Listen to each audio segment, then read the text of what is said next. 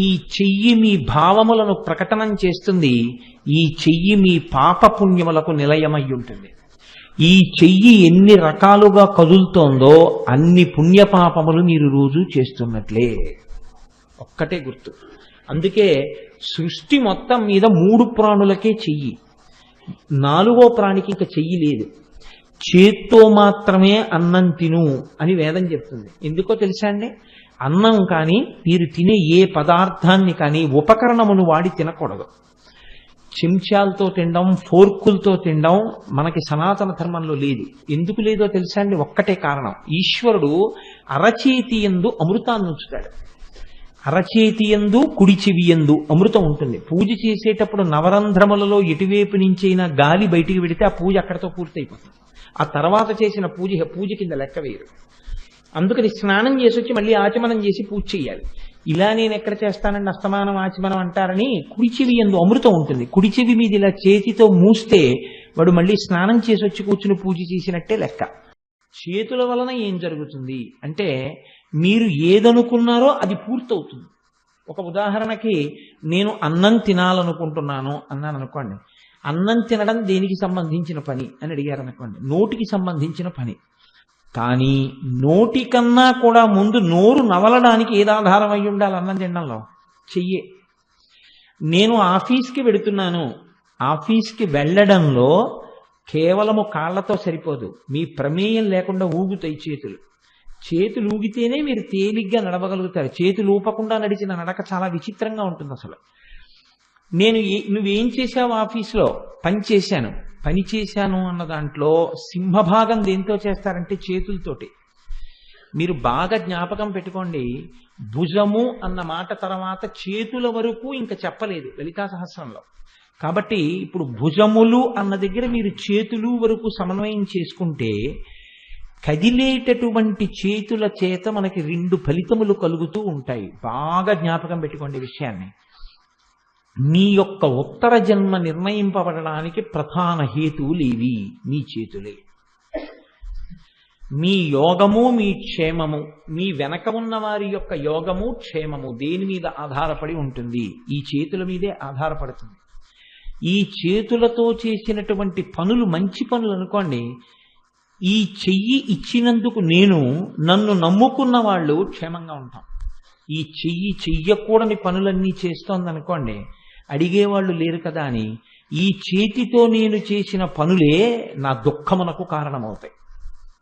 ఇది చాలా గమ్మత్తుగా ఉంటుందండి. ఎంత గమ్మత్తుగా ఉంటుందంటే, ఈ జన్మలో నాకు చెయ్యి ఉండి నేను ఈ చేతిని సక్రమంగా వినియోగించకుండా కానీ ఏవైనా పనులు చేస్తే వీటితో ఉత్తర జన్మలు కూడా దీని చేత నిర్ణయింపబడతాయి. ఈ చెయ్యి ఎప్పుడు ఇలా అనడానికే పనికొచ్చింది. ఈ చెయ్యి ఇంకోళ్ళని బాధ పెట్టడానికే పనికొచ్చింది. ఈ చెయ్యి ఇలా లాక్కోవడానికి పనికొచ్చింది. ఈ చెయ్యి ఇలా పెట్టి ఎరగదు. అందుకే మీ ఉద్ధరణ అంతా దేని మీద ఉంటుందో తెలుసా అండి? ఈ చేతి మీదే ఉంటుంది. ఈ చెయ్యి తిరగడం మీదే ఉంటుంది. ఈశ్వరుడికి అర్చన చేస్తున్నారనుకోండి, ఇలా పువ్వు వేశారనుకోండి, మీరు ఉత్తర క్షణంలో ఏం వేస్తారంటే ఫలితం ఈశ్వరుణ్ణి అవమానించారు అని వేస్తారు. ఇలా మీరు పువ్వు వేస్తే అది భగవంతుణ్ణి అవమానించుట. ఈశ్వరుడికి ఇలా పువ్వు వేయకూడదు. భగవంతుడికి పూజ చేసేటప్పుడు ఇలా పడాలి పువ్వు. అంటే నమః పేరు మధ్యలో పెట్టి ముందు ఓంకారం పెట్టి ఇలా అనాలి. నాది కాదు, హృదయ భావన ఆవిష్కరింపబడుచున్నది. ఈ చెయ్యి ఇలా తిరిగితే మీ భావన పూర్తయింది. ఈ చెయ్యి ఇలా పెడితే నాకున్నది నీకు లేదు కాబట్టి నువ్వు బాధపడుతున్నావు, నాకున్నది నువ్వు పంచుకు తిను అని పెట్టినట్టు భిక్ష ఈ చేత్తో. నన్ను కన్నవాడు ఒకడున్నాడు, ఒక మహానుభావుడు నా ఈ జన్మనిచ్చాడు, నా ఈ శరీరం ఉంది అంటే కారణం ఆయన అనుగ్రహం, మా అమ్మ అనుగ్రహం. అటువంటి తల్లిదండ్రులు ఇవాళ శరీరంతో లేరు. ఏడాదికొక్కసారి ఆ పుణ్యతిథి నాడు వాళ్ళ యొక్క శరీరములకు నేను ఉపశాంతి కల్పించడం కోసమని ఆ పితృదేవతలకు తర్పణ విడిచిపెడుతున్నాను. ఇలా తర్పణ విడిచిపెడుతున్నప్పుడు ఇలా విడిచిపెడతారు. కాబట్టి ఈ చెయ్యి ఇలా తిరిగి ఉంటే మీకున్న సంపదని లేని వారితో పంచుకుని మీరు ఉద్ధరణ పొందుతున్నారు. ఈ చెయ్యి ఇలా అంటే ఈశ్వరానుసంధానం చేసుకుంటున్నారు, ఈ చెయ్యి ఇలా అంటే పితృకార్యాన్ని నెరవేరుస్తున్నారు, ఈ చేత్తో ఇలా అంటే పాపాన్ని మూట కట్టుకుంటున్నారు. ఈ చెయ్యి మీ భావములను ప్రకటనం చేస్తుంది, ఈ చెయ్యి మీ పాపపుణ్యములకు నిలయమై ఉంటుంది. ఈ చెయ్యి ఎన్ని రకాలుగా కదులుతోందో అన్ని పుణ్యపాపములు మీరు రోజు చేస్తున్నట్లే. ఒక్కటే గుర్తు. అందుకే సృష్టి మొత్తం మీద 3 ప్రాణులకే చెయ్యి, 4వ ప్రాణికి ఇంకా చెయ్యి లేదు. చేత్తో మాత్రమే అన్నం తిను అని వేదం చెప్తుంది. ఎందుకో తెలుసా అండి? అన్నం కానీ మీరు తినే ఏ పదార్థాన్ని కానీ ఉపకరణమును వాడి తినకూడదు. చెంచాలతో తినడం, ఫోర్కులతో తినడం మనకి సనాతన ధర్మంలో లేదు. ఎందుకు లేదో తెలుసా అండి? ఒక్కటే కారణం. ఈశ్వరుడు అరచేతి యందు అమృతాన్ని ఉంచుతాడు. అరచేతి యందు కుడి చెవి యందు అమృతం ఉంటుంది. పూజ చేసేటప్పుడు నవరంధ్రములలో ఎటువైపు నుంచైనా గాలి బయటికి పెడితే ఆ పూజ అక్కడితో పూర్తయిపోతుంది. ఆ తర్వాత చేసిన పూజ కింద లెక్క వేరు. అందుకని స్నానం చేసి వచ్చి మళ్ళీ ఆచమనం చేసి పూజ చేయాలి. ఇలా నేను ఎక్కడ చేస్తానండి అస్తమానం ఆచమనం అంటారని కుడి చెవి యందు అమృతం ఉంటుంది. కుడి చెవి మీద ఇలా చేతితో మూస్తే వాడు మళ్ళీ స్నానం చేసి వచ్చి కూర్చుని పూజ చేసినట్టే లెక్క. అలాగే అరచేతి యందు అమృతం ఉంటుంది. పిల్లలు తినేటప్పుడు చిన్నతనంలో ఒరే కింద పొయ్యకు, నువ్వు ఎంత ఎత్తితే నిన్ను అంత ఎత్తుతుంది అన్నపూర్ణమ్మ అంటారు అని చక్కగా చెయ్యంతా తగిలేటట్టుగా కలుపుకోరా అనేవారు మమ్మల్ని చిన్నప్పుడు. మునివేళ్ల తిండి ఏమిటిరా అనేవారు. ఇలా తింటే ఒప్పుకునేవారు కాదు. చేత్తో ఇలా కలుపుకుని ఇక్కడ వరకు అంటుకోవాలి. చెయ్యి కడుక్కున్న తర్వాత చేతిని వాసన చూస్తే వాడు తిన్న పదార్థం తెలియాలి. అది అమృతాన్ని తీసుకుంటూ ఉంటాడు ప్రతిరోజు. ఈ చేయికి అంతటికీ అన్నం తగిలి తిన్నవాడికి మంచి బుద్ధి ఏర్పడుతుంది అంటుంది. మీరు చూడండి, నేను మీకు ఒక సత్యం చెప్తున్నాను, విమర్శించడం నా ప్రయోజనం కాదు. కలిపురుషుడి యొక్క లక్షణం ఎలా ఉంటుందంటే ఏ మూలములను తీసేస్తే ధర్మం తప్పిపోతారు వెతుకుతాడు. ఆ మూలములను తీసేస్తాడు. అందుకే ఇవాళ మీరు చూడండి, చేతితో తినడం అనేటటువంటి అలవాటు క్రమంగా తగ్గిపోతుంది. చేతితో తినాలి, కాళ్ళకి చెప్పు లేకుండా తినాలి. తినేటప్పుడు చాలా మంది చెప్పులతోనే తింటుంటారు ప్రసాదాలు కూడా. ఈ చేత్తో ఇలా కలుపుకు తినరు, చెంచాతోటే తింటుంటారు. ఈశ్వరుడు నీకు చెయ్యి ఇచ్చింది ఎందుకు? ఈ చెయ్యి అందరికీ ఇవ్వలేదు, 3 ప్రాణులకు మాత్రమే ఇచ్చాడు. ఇక 4వ ప్రాణికి లేదు చేత్తో తినడానికి. అందులో మళ్ళీ 2 ప్రాణులు తిన్న తర్వాత కడుక్కోవడం తెలియదు. 1 ఏనుగు, 2 కోతి, 3 మనిషి. ఏనుగు చేత్తో తింటుంది, అందుకే హస్తి అని పేరు. చేతిని వాడుతుంది కాబట్టి చేత్తో ఇలా తీసుకుని నోట్లో పెట్టుకుంటుంది. కోతి చేత్తో తీసుకుని చక్కగా ఇలా విప్పుకుని మనుషుల్లాగే తింటుంది. కానీ దానికి చేతులు కడుక్కోవడం రాదు. ఆ తర్వాత చేతులు కడుక్కోది. ఒక్క మనిషి తినే ముందు కడుక్కుంటాడు, తిన్నాక కడుక్కుంటాడు. చేతిని అంత జాగ్రత్తగా వాడుకో, ఈశ్వరుడు ఇచ్చాడు కాబట్టి. ఈ చేతి కదలికల యందు నీ పాపపుణ్యములున్నాయి. కాబట్టి శాస్త్రం ఏమందంటే ఈ చేతిని ఆభరణముతో ఉంచుతారు. ఒక ఆభరణం వేస్తారు. ఏమిటి ఆభరణం అంటే, పూర్వకాలంలో పురుషుల యొక్క ప్రతి వాళ్ళకి కూడా చేతికి ఒక కంకణం ఉండేది. ఎందుకు కంకణం అంటే, నా కుండలి, నా మకుటి, నా స్రగ్వి, నల్పభోగవాన్, నా హస్తాభరణం, చేతికి ఆభరణం ఉండేది. జ్ఞాపకం వస్తూ ఉంటుంది, దీంతో నేను జాగ్రత్తగా ఉండాలి అని. అందుకని దీనికి ఆభరణం వేశారు. ఆభరణం వేశారు అంటే ఇది పవిత్రమైనది, ఇది అలంకరింపబడినది. అలంకరింపబడినది అంటే దీన్ని నేను చాలా జాగ్రత్తగా వాడుకోవాలని గుర్తుకి దానికి ఒక కంకణం వేస్తారు. అందుకే ఆయన మహాపండితుడండి, లోకానికి ఉపకారం చేశాడంటే ఆయనకు ఒక స్వర్ణ కంకణం వేస్తారు.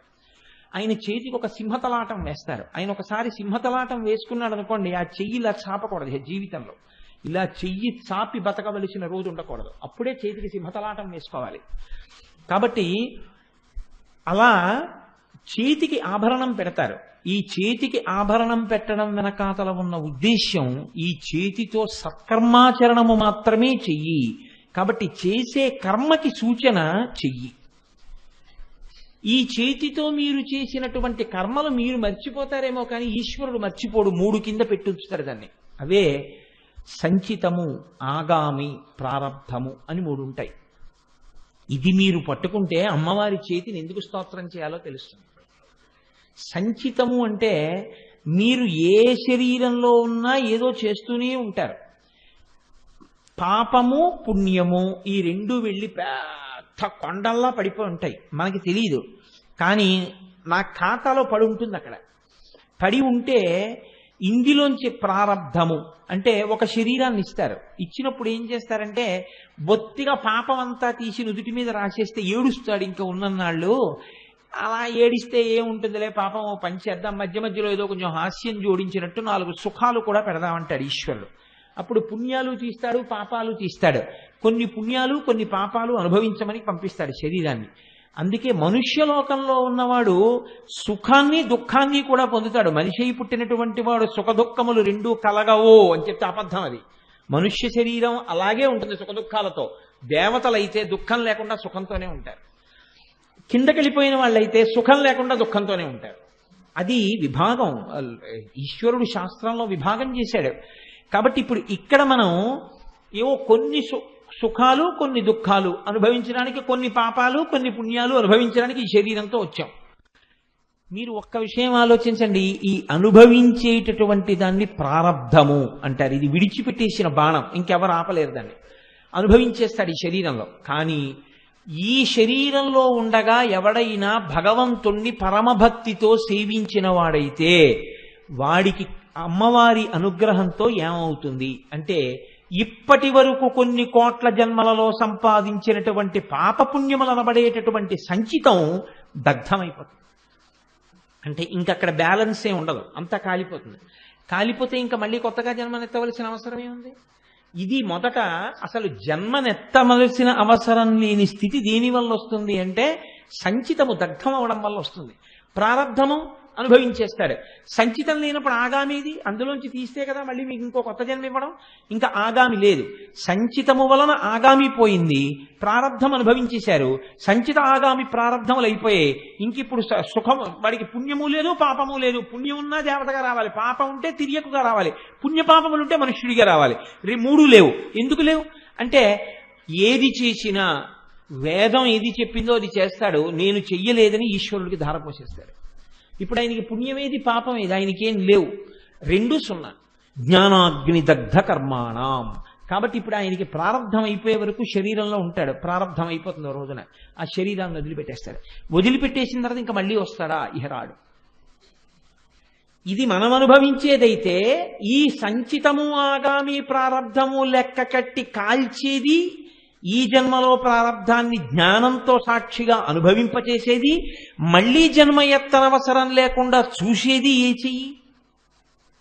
ఇది అనుభవించే చెయ్యి అయితే, ఇది పాపపుణ్యాలు కూడబెట్టుకునే చెయ్యి అయితే, ఈ లెక్కలు కట్టి ఫలితాలు ఇస్తున్న చెయ్యేది, ఈ ఫలితాలను ఇచ్చి అనుభవింపచేస్తున్న చెయ్యేది.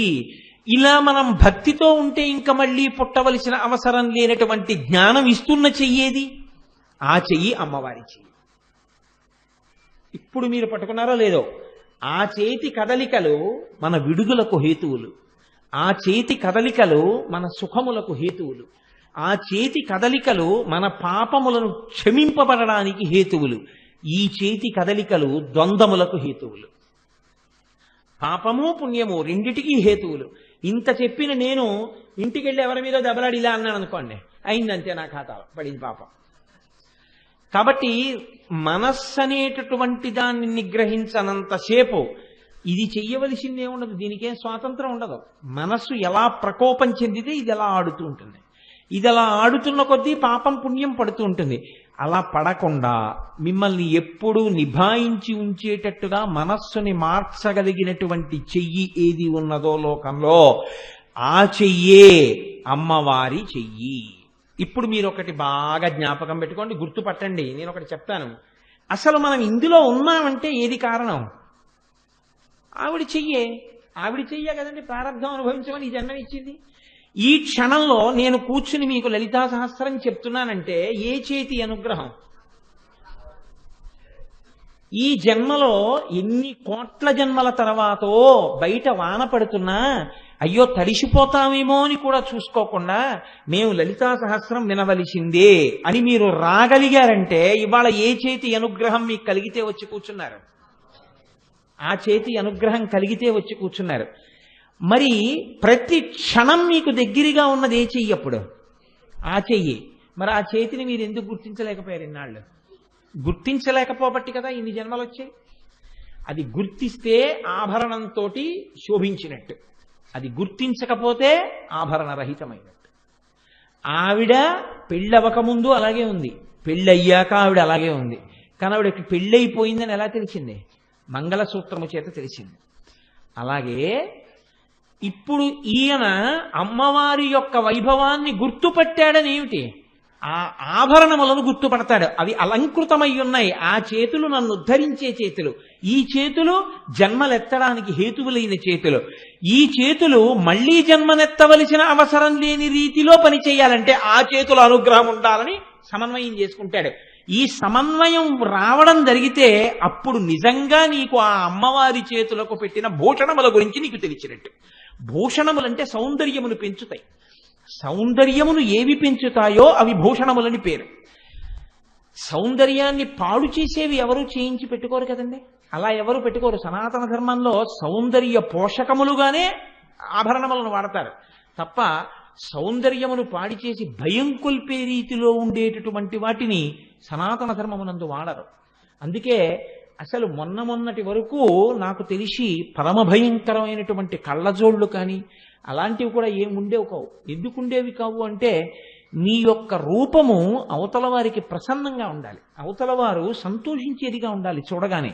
తప్ప కొంచెం భయం వేస్తోందండి అసలు ఆయన్ని చూడగానే అనేటట్టు నీ ఆభరణం కానీ నువ్వు కానీ ఉండకూడదు.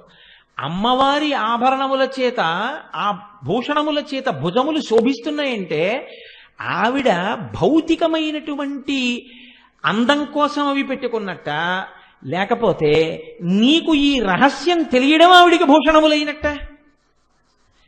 నీకు బంధము మోక్షము రెండిటికి హేతువులు అవని నువ్వు తెలుసుకోవడం, వాటి కదలికలని తెలుసుకోవడం, వాటికి అంగదములు కేయూరములు అవుతాయి తప్ప అవి అంగదాలు కేయూరాలు పెట్టుకున్నాయి, ఆవిడ చేతులకు అంగదాలు కేయూరాలు ఉన్నాయి, నువ్వు సర్టిఫికెట్ ఇవ్వడానికి లలితా సహస్రం ఏంటి? నువ్వు చెప్పినా చెప్పకపోయినా ఆవిడ భుజములకు ఆభరణములు ఉంటాయి అంటే ఆవిడ చేసే పని ఆవిడ చేస్తూ ఉంటుంది. నీకెప్పుడు సమన్వయమైంది నీ జీవితంలో? నీకు అసలు అర్థమైతే ఇప్పుడు ఆ చేతులు నిన్ను పనికొచ్చేలా చెయ్యాలంటే నువ్వేం చేయాలి? చేతులు కాదు పట్టుకోవలసింది, కాళ్ళు పట్టుకోవాలి. ఎందుకు కాళ్ళు పట్టుకోవాలి? చేతులు చేయిస్తుంటే కాళ్ళు పట్టుకోవడం ఏంటి? కాళ్ళు గమ్యాన్ని చేరుస్తాయి. మన కాళ్ళు ఈశ్వరుణ్ణి చేరిపోవడం అనేటటువంటి గమ్యం వైపుకి ఈ కాళ్లతో నడక లేదు, మనస్సుతో నడక ఉంది. ఈ మనస్సుతో నడక, మనసుకి కాళ్ళు లేవు, మనసుకి చేతులు లేవు. కాళ్ళు చేతులు లేని మనస్సు అమ్మవారి కాళ్ళ దగ్గర కూర్చోవాలంటే అమ్మవారి చేతుల అనుగ్రహం ఉండాలి. ఆవిడ ఇలా అంది అనుకోండి, ఈ కాళ్లతో కాదు లోపలి కాళ్లతో అమ్మవారిలో కలవాలి. ఆ పథంలో ప్రయాణం చేసి దానికి తగ్గట్టుగా నీ మనస్సును ఆవిడ మార్చగలదు, నీకు ఆ యోగ్యతని ఆవిడ కృప చెయ్యగలదు. మరి నాకు ఇన్నాళ్ళు ఎందుకు తెలియలేదండి? ఇన్ని జన్మల్లో ఆ చేతులు నన్ను అనుగ్రహిస్తాయి, అసలు నేను అడ్డదిడ్డంగా తిరుగుతున్న తిరుగుణ్ణి మార్చగలిగినటువంటి శక్తి ఆ చేతుల్లో ఉందని నాకు ఎందుకు తెలియలేదు అని మీరు ఒక ప్రశ్న వేయచ్చు. దీనికి పెద్దలు ఒక అందమైన చమత్కారం ఒకటి చెప్పారు. గుణిని గుణజ్ఞో రమతే నాగుణశీలస్య గుడిని పరితోష అలిరేతి వనాత్ కమలం నతు భేకస్త్యే కమాసోపి. ఒక పెద్ద సరస్సు ఉంది. ఆ పెద్ద సరస్సులో ఒక చోట బురద ఉంది. ఆ బురదలో ఒక తామర తూడు పుట్టింది. తామర తూడికి 4 ఆకులు పుట్టాయి. ఇప్పుడు ఈ ఆకులు ఎక్కడున్నాయి? బురదలో ఉన్నాయి. బురదలో ఉన్న తామరాకులు బురదలోనే ఉన్నాయి. పైన ఉన్నటువంటి ఆకు మీద మాత్రం నీటి బొట్టు పడ్డా, బురద చుక్క పడ్డా కిందకి జారిపోతుంది. బురదలోనే ఉన్న తామరాకు స్వచ్ఛంగా ఆకుపచ్చంగా మెరుస్తోంది. ఈ ఆకు మధ్యలోంచి ఒక నాళం అలా పైకి లేచింది. ఇప్పుడు ఈ నాళం పైభాగంలో ఒక మొగ్గ పుట్టింది. ఈ మొగ్గ పుట్టినప్పుడు ఈ తామర దుంప పడకముందు ఆ సరోవరంలో కప్పు ఉంది. ఈ దుంప పెద్దదవుతుంటే కప్ప పెద్దదవుతోంది. దానికి ఒక నాళం పుట్టింది, కప్ప పెద్దదయింది. ఈ నాళం మీద తామర మొగ్గ పుట్టింది, కప్ప పెద్దదయింది. ఈ తామర మొగ్గ దేనికి కదలలేదు.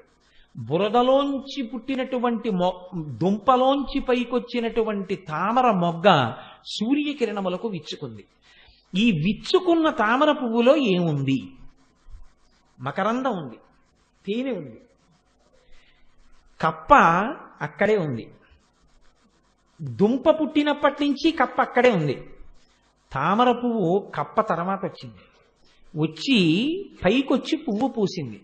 బురదే ఆలవాలమైనటువంటి కప్ప, బురదే ఆలవాలమైనటువంటి తామర పువ్వు రెండు అయినా బురదలో పుట్టిన తామర పువ్వులో తేనొచ్చింది. బురదలోంచి పుట్టిన తామర పువ్వులో తేనొస్తే బురదలోనే ఉన్న కప్ప పట్టుకోగలిగిందా అందులో తేనుందని? ఎప్పుడూ తాగే ప్రయత్నం చేయలేదు. పక్కన ఎక్కడో అరణ్యంలో ఉన్న ఒక తుమ్మిని తెలుసుకుంది ఈ బురదలో పుట్టిన తామర పువ్వులో తేనె ఉంది అని. అది అక్కడి నుంచి వచ్చి ఈ తామర పువ్వు మీద వాలి తేనె తాగింది. పక్కనే ఉన్న కప్ప తెలుసుకోగలిగిందా? తెలుసుకోలేకపోయింది. అందరూ దీంట్లోనే ఉన్నా అందరికీ అమ్మవారి చేతుల అనుగ్రహం గురించి తెలుసుకునే అవకాశం ఉండదు. కప్పలుగానే చాలా మంది ఉండిపోతారు. ఎవరికి తెలుస్తుంది అమ్మవారి గురించి? ఎక్కడో ఉన్నా తామర పువ్వులో తేనె తాగడానికి అడవిలోంచి తుమ్మెద వచ్చినట్టు ఎవరికి అమ్మవారి అనుగ్రహం కలుగుతుందో వాళ్ళు మాత్రమే లలితా సహస్రంలో నామాల అంతరార్థాల్ని విని అన్వయం చేసుకోగలుగుతారు.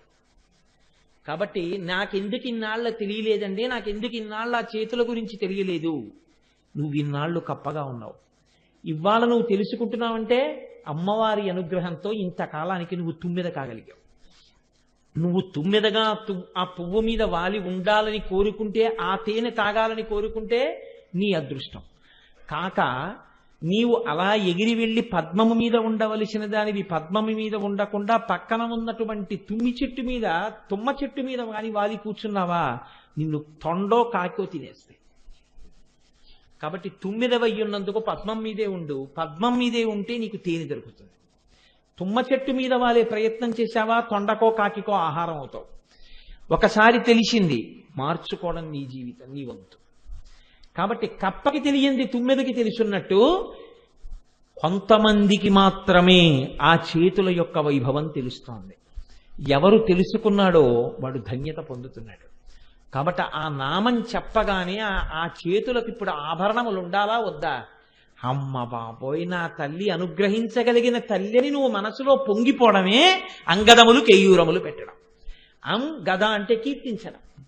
నువ్వు ఇది తెలుసుకుని మనసులో పొంగొస్తే అబ్బా ఏమి చేతులు నా తల్లి చేతులు, ఆ చేతుల అనుగ్రహం వదులుకునే ఇన్ని జన్మలు ఎత్తాను, ఆ చేతుల అనుగ్రహం కలిగిందా, హాయిగా నా తల్లి పాదముల నీడలో నా జీవితం చల్లగా సుఖంగా సంతోషంగా గడిచిపోయి నా తల్లిలో కలిసిపోతాను అని నువ్వు అనుకున్నావా?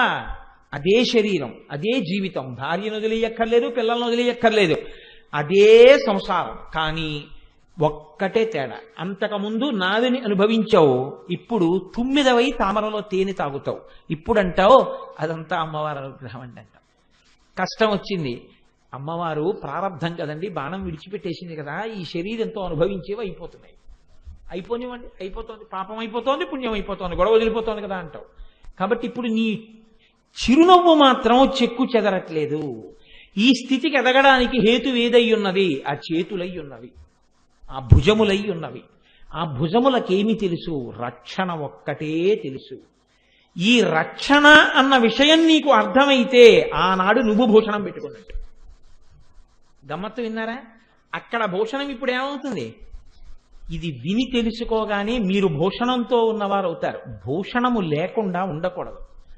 అయితే మీరు నన్ను ఒక మాట అడగచ్చు, ఏమంటే ఒక్కొక్కసారి భూషణము లేకుండా ఉంటారు కదా, అప్పుడు పాపముతో ఉన్నట్టు లెక్క అని మీరు ఒకటి అడగచ్చు. ఒక ఉదాహరణకి మీకు నేను చెప్పాలి అంటే, నేను ఏ కారణం చేతనో ఈ ఉంగరాలు తీసేసి పక్కన పెట్టేసి, నా మెడలో ఉన్న రుద్రాక్షలు స్ఫటికమాల తీసి ఒక చోట పెట్టేసి నేను స్నానం చేయడానికి వెళ్ళాను అనుకోండి.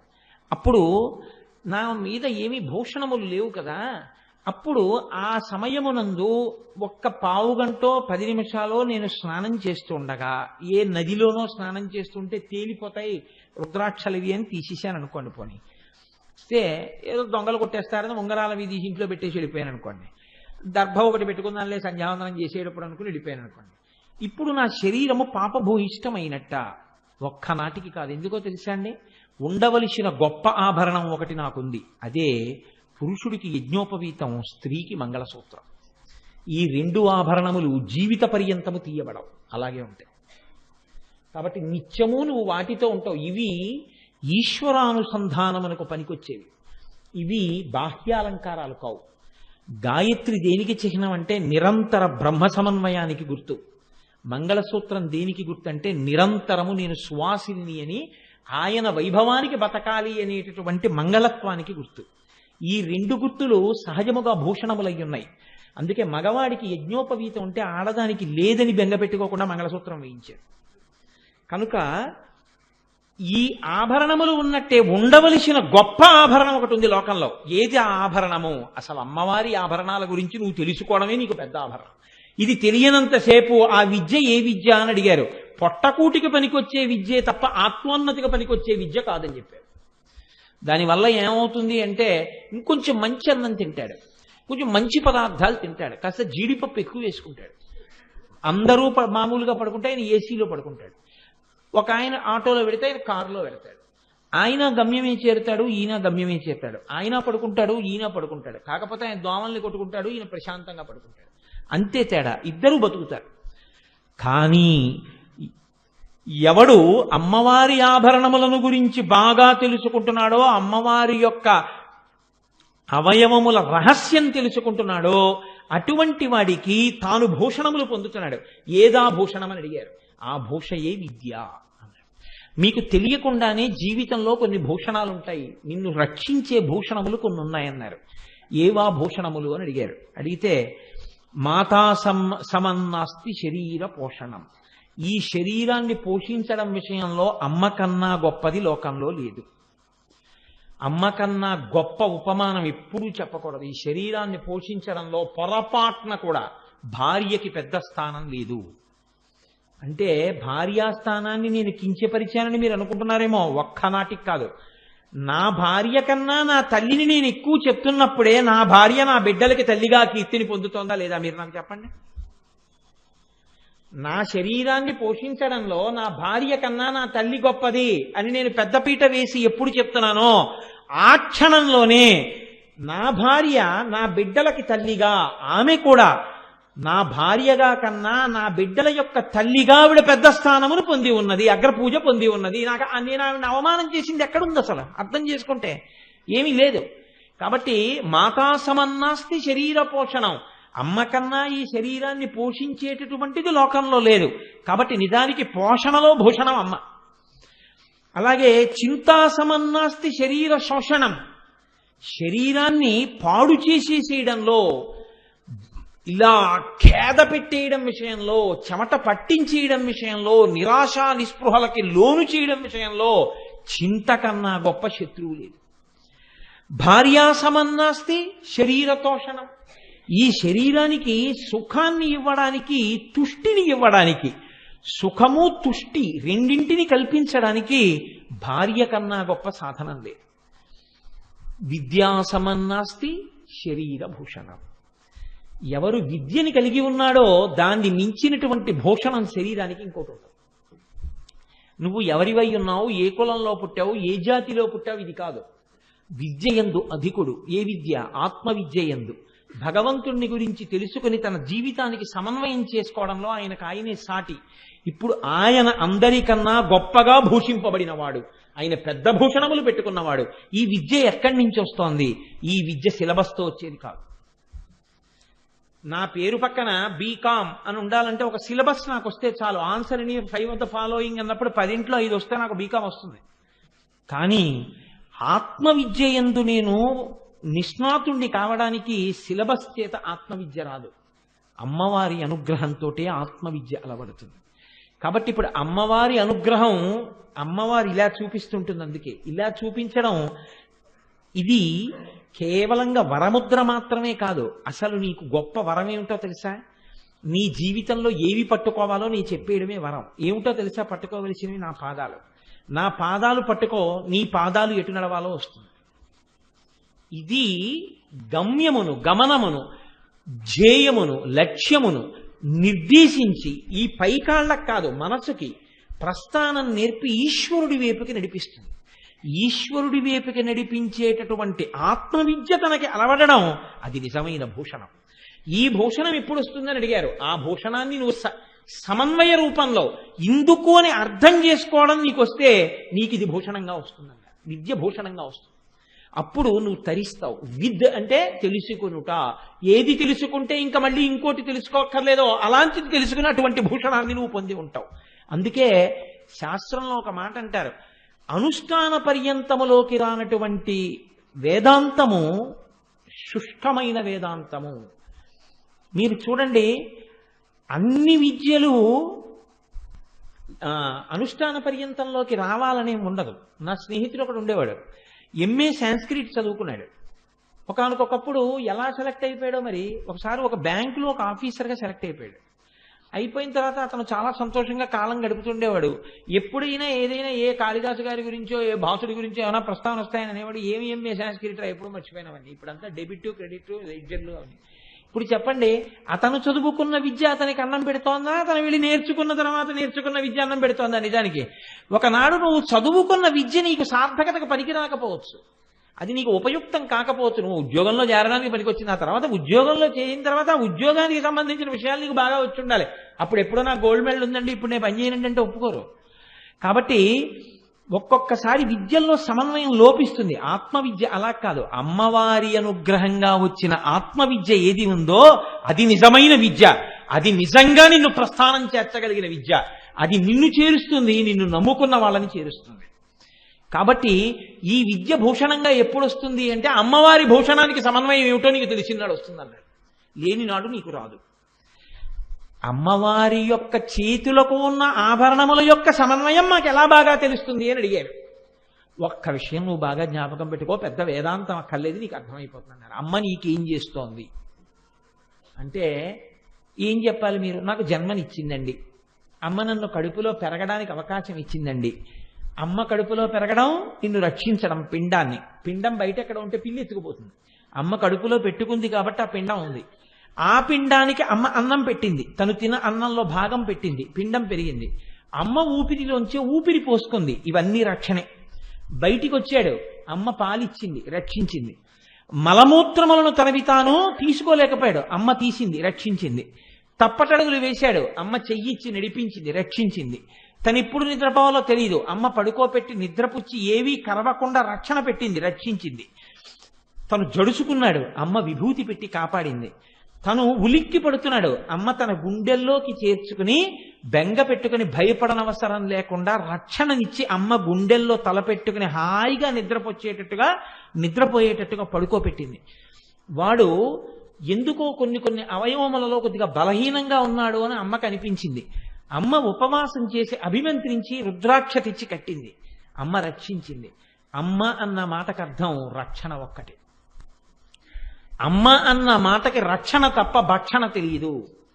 అమ్మకి తినడం తెలియదు, అమ్మకి తినిపించడమే తెలుసు, అమ్మకి రక్షించడమే తెలుసు. అమ్మకి రక్షించడమే తెలుసు అని నువ్వు అనుకుంటే నిన్ను పెంచినటువంటి అమ్మ పెంచడం అంతా రక్షించడం అంతా చేతులతోటే ఉంది. పాలు అమ్మ స్తన్యములలోంచి ఇచ్చినా ఎత్తి పడుకోబెట్టుకున్నది చేతులతోనే కదా.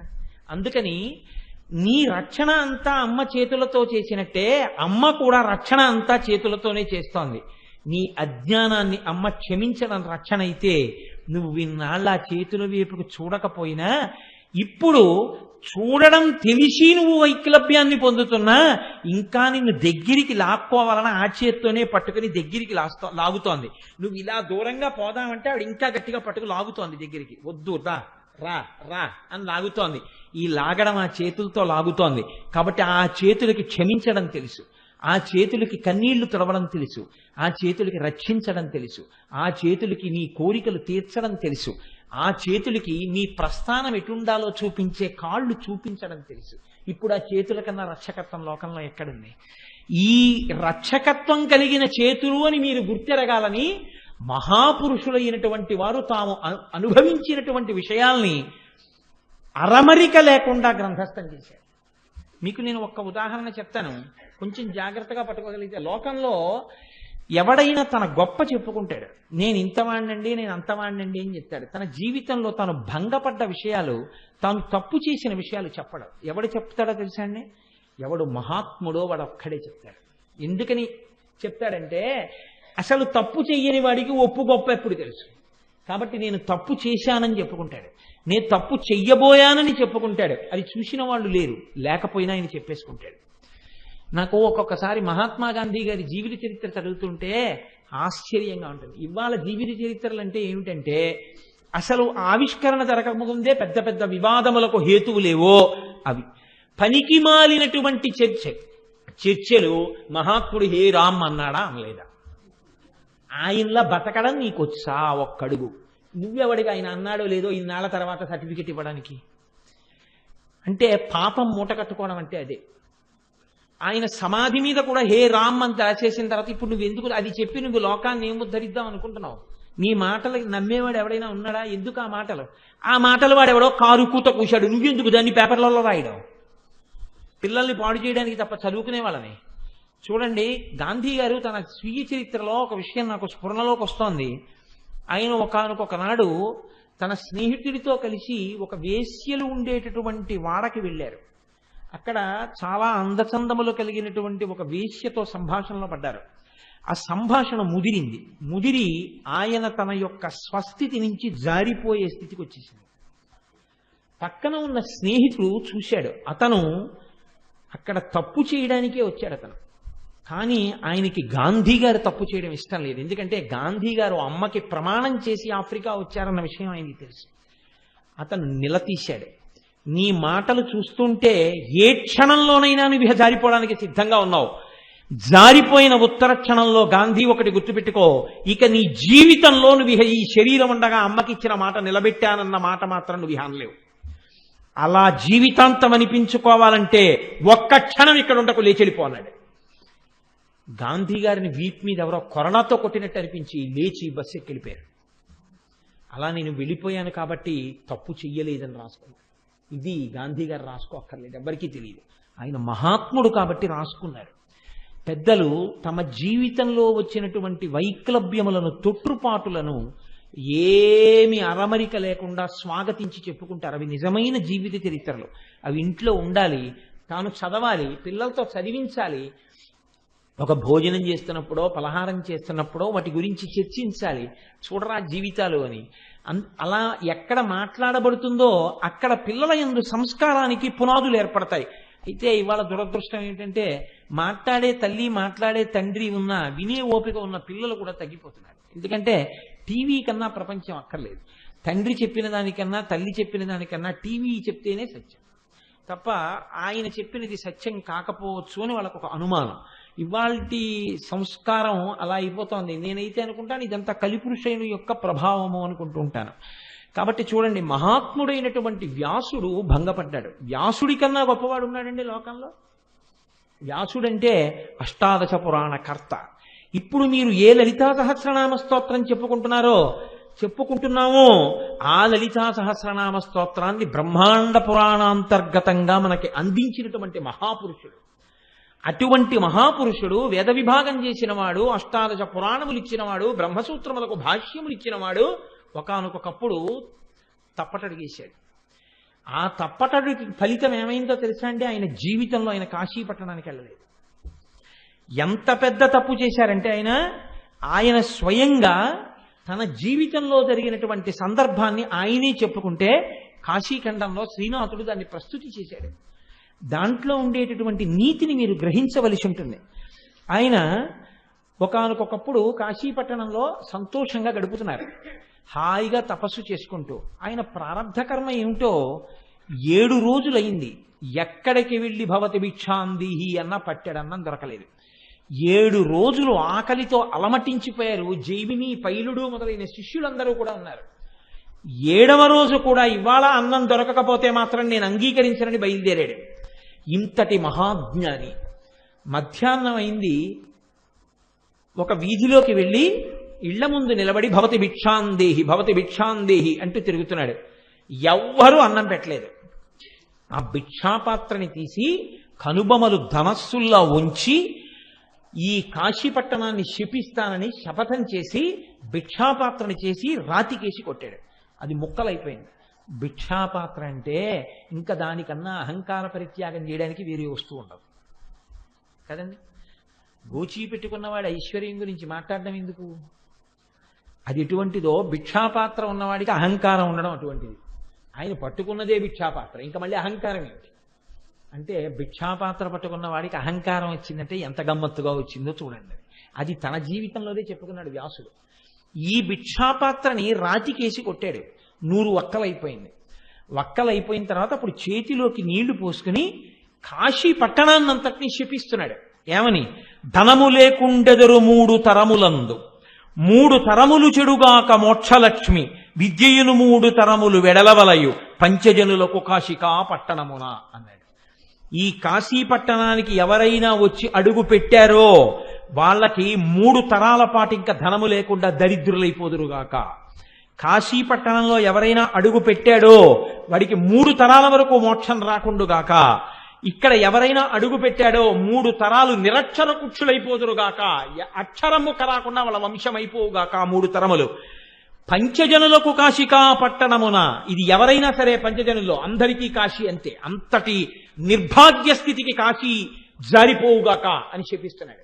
ఏమిటి? ఇంత జ్ఞాని అన్నం పుట్టలేదని శపిస్తుంటే నీళ్లు తీసుకుని ఇక విడిచిపెట్టబోతున్నాడు. అంతే, అక్కడ ఉన్న గుమ్మం తెరుచుకుంది. ఒక 50 సంవత్సరాల ముదుసలి స్త్రీ ఒక ఆమె పైకొచ్చింది.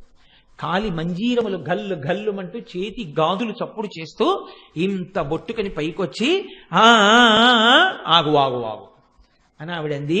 ఓ సత్యవతీ పుత్ర వ్యాస, ఇంతటి మహాజ్ఞానివే 7 రోజులు అన్నం పుట్టలేదని కాశీ పట్టణాన్ని శపించబోతున్నావా? నీకు తెలియదా? ఇక్కడ మధ్యాహ్నం అయ్యేటప్పటికి సమస్త భూతకోటికి అన్నం పెడుతుంది అన్నపూర్ణమ్మ. విశాలాక్షి బిడ్డలు ఎక్కడ అన్నం తినలేదు అని చూసి చూసి అన్నం పెడుతుంది. అందుకే ఇప్పటికీ కాశీలో అన్ని అన్నదాన సత్రాలు అమ్మవారే పెడుతుందిట. కాశీ పట్టణంలో మధ్యాహ్నం తిన్న అన్నం విశాలాక్షి పెట్టిన అన్నమే. అందుకే అన్నపూర్ణాష్టకంలో శ్లోకం చెప్పకుండా కాశీలో అన్నం అసలు తినకూడదు. న్యాయానికైతే ఇంట్లో అయినా అంతే. ఒక్కసారి ఆ అన్నపూర్ణాష్టకంలో ఒక్క శ్లోకమైనా చదువుకుని మనం అప్పుడు జ్ఞానవైరాగ్య సిద్ధ్యర్థం భిక్షాం దేహీ చ పార్వతీ, మాతా చ పార్వతీదేవి, పితాదేవో మహేశ్వర, బాంధవ శివభక్తాశ్చ స్వదేశో భువనత్రయం అని శంకర భగవత్పాదులు అంటారు. చక్కగా చదువుకుని మనం అప్పుడు అన్నం తినవలసి ఉంటుంది. అటువంటి కాశికా పట్టణంలో మధ్యాహ్నం అన్నం ఎవరు పెడతారో నీకు తెలీదా వ్యాస? ఇక్కడ ఉన్న సమస్త పిపీలికాది పర్యంతమనకు మధ్యాహ్నం వేళలో అన్నం పెట్టేది నేనే, ఏ రూపంలో పెట్టినా. శ్రీ విశాలాక్షి బంగారు తెడ్డునందు అమృతపాయ సమసగుణ భ్యాగతులకు కాశికాపురి మధ్యాహ్న కాలమనగా వినియు నెరుగవి ఆతిథ్య వేళలందు. మధ్యాహ్నం అయ్యేటప్పటికే అన్నపూర్ణం ఇక్కడ అన్నం పెడుతుంది. నీకు తెలియదా వ్యాసాయి విషయం? నీకు 7 రోజుల నుంచి అన్నం దొరకట్లేదంటే, నేను పెట్టట్లేదు అంటే ఎందుకు పెట్టకుండా ఉండి ఉంటాను? ఈశ్వరాజ్ఞ. ఈశ్వరుడు ఎందుకు నీకు అన్నం దొరకకుండా చేశాడు? మహానుభావుడు, మహాజ్ఞాని వ్యాసుడు. 7 రోజులు అన్నం దొరకపోయినా ఈ కాశీలో ప్రాణం పోతే చాలంటాడు తప్ప అన్నం కోసం వెంపర్లాడడు అనుకున్నాడు విశ్వేశ్వరుడు. నీ ద్వారా లోకానికి ఆ గొప్పతనాన్ని చూపించాలనుకున్నాడు. నువ్వేం చేశావు? భిక్ష లేదని ఇంత కోపింతురయ్యా, కాశికాపట్టణమున కానినేయ్య, నీ మనశ్శుద్ధి తెలియంగా నీలకంఠుడింత చేసెనుగాక, ఇదేమి భ్రాంతి? నీలకంఠుడు మహానుభావుడు శంకరుడు నిన్ను పరీక్ష చేయడం కోసమని అన్నం దొరకకుండా చేశాడు తప్ప ఇక్కడ మధ్యాహ్నం అయ్యేటప్పటికి అన్నం పెట్టడానికి నేను లేనయ్యా. అటువంటిది కాశికా పట్టణాన్నే శపించేద్దాం అనుకుంటున్నావా? పరమశివుడు ఎంత కోపిస్తాడో తెలుసుకున్నావా? సరే వెళ్ళి గంగానదిలో స్నానం చేసి అభిషేకం చేసుకుని రా భోజనానికి వడ్డిస్తానంది. ఆవిడే విశాలాక్షి, ఆవిడే అన్నపూర్ణ అని గ్రహించలేకపోయాడు ఇంతటి వ్యాసుడు. దేని మీద? అన్నం మీద భ్రాంతితో. తనే చెప్పుకున్నాడు. వెళ్ళాడు, గంగలో స్నానం చేశాడు, అభిషేకం చేసుకున్నాడు, కడుపు నకనకలాడిపోతోంది. వచ్చాడు. మీరు కాశీఖండం చదివితే తెల్లబోతారు. ఒక్క తాలింపు వాసన లేదు, ఒక పోపు వాసన లేదు, ఓ కూరగాయలు తరిగిన సందర్భం లేదు, ఎక్కడ ముచికలు కనపట్టం లేదు, వేడి లేదు, పొగ లేదు, వండుతున్న పాత్రలు లేవు, చప్పుళ్ళు లేవు.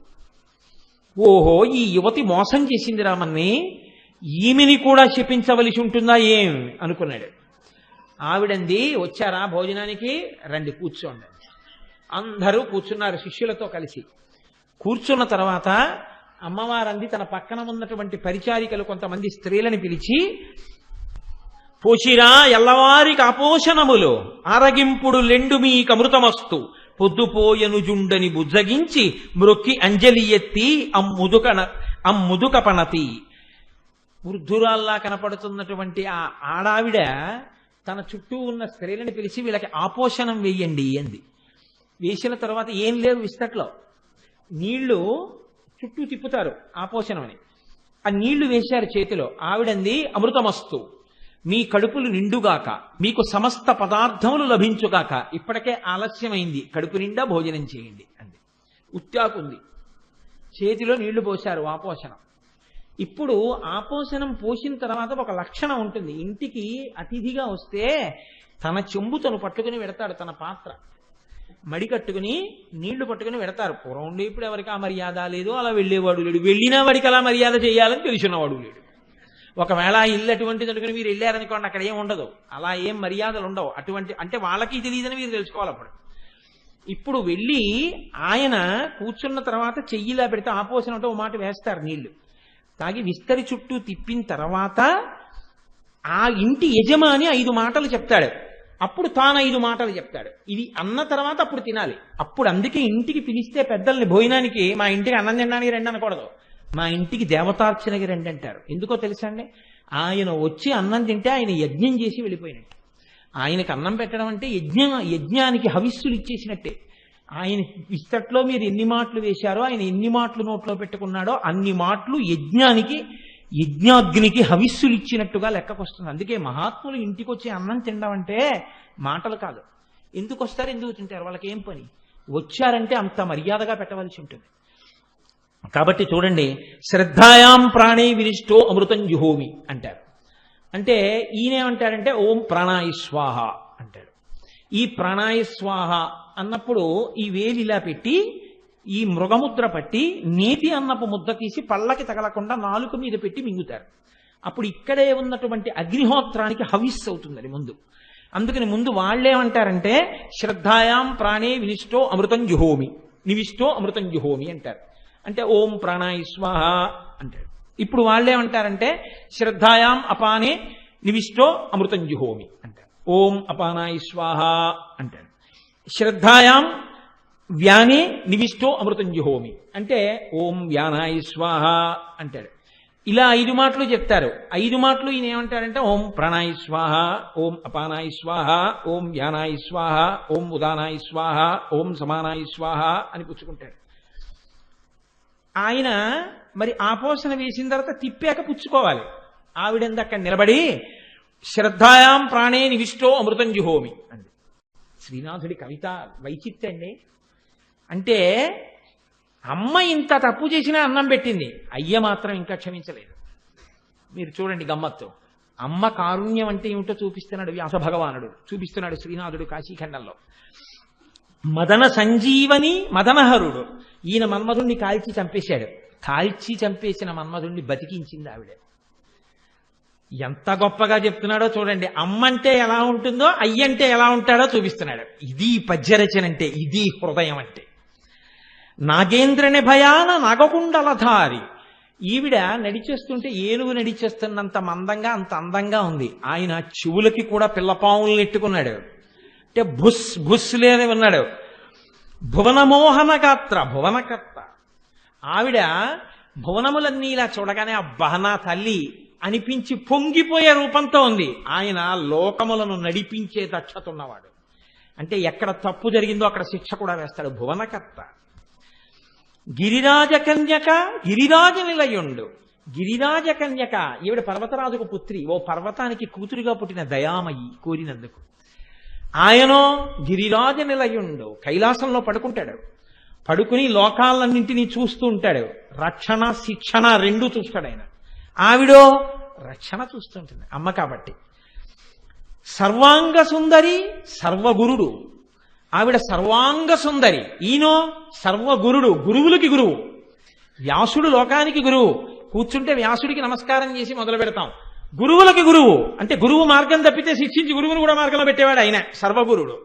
అంటే చెప్పకుండా ఏం చెప్పేస్తున్నాడు దీంట్లో, ఇంత తప్పు నేను చేసినా కాశీ పట్టణాన్ని శపిస్తానని నేనన్నా అన్నం పెట్టింది ఆవిడే, అలాగే చూస్తోంది ఆవిడే. ఈయన మాత్రం కొంచెం బుస్సుమంటున్నాడు కాశీ పట్టణాన్ని శపిస్తానన్నావని. ఇప్పుడు వచ్చి అన్నాడు, ఏరా నువ్వేనా కాశీ పట్టణాన్ని శపిస్తానన్నావుట? కాశీ ఎవరో తెలుసా? నా భార్య. పరమశివుడికి పార్వతీదేవి మాత్రమే భార్య అనుకుంటారు. ఆయన అన్నాడు, నాకు పార్వతీదేవి ఒక్కతే భార్య కాదు, నాకు పార్వతి, కాశీ పట్టణంలో ప్రవహించేటటువంటి గంగానది, కాశీ పట్టణం, దక్షారామ క్షేత్రం, ఈ నలుగురు నా భార్యలే అన్నాడు ఆయన. అంటే భార్య ఎంత ప్రీతిపాత్రమో పరమశివుడికి 4 క్షేత్రాలు అంత ప్రీతిపాత్రం. ఎవడు రానా భార్య జోలికి వచ్చిన వాడు నా భార్యనే శపిస్తానన్నావుట, నువ్వు కాశీ పట్టణాన్ని అనలేదు. అంటే కాశీ ఎంత గొప్పదో మీరు ఆలోచించండి. ఎవడు రానా భార్యని శపిస్తానన్నవాడివి నువ్వేనా? ఉత్తరక్షణం ఈ శిష్యులతో కలిసి కాశీ విడిచిపెట్టి వెళ్ళిపో. వెళ్ళకపోయావో పడిపోవాలంటే అడుగులు లేచిపో ఇక్కడి నుంచి. నువ్వు వదలకపోతే నీ మెడ పట్టి నీ ముఖాన్ని బండకేసి ముక్కలు చేసేస్తానన్నాడు. అంతే. అప్పుడే అన్నం తిని కూర్చున్న వ్యాసుడు లేచి వెనక్కి తిరిగి వెళ్ళిపోతూ ఏడిచాడు కాశీ వంక చూసి. ఆ పద్యాలు చదువుతుంటే గుండెలు కదిలిపోతాయి నిజంగా.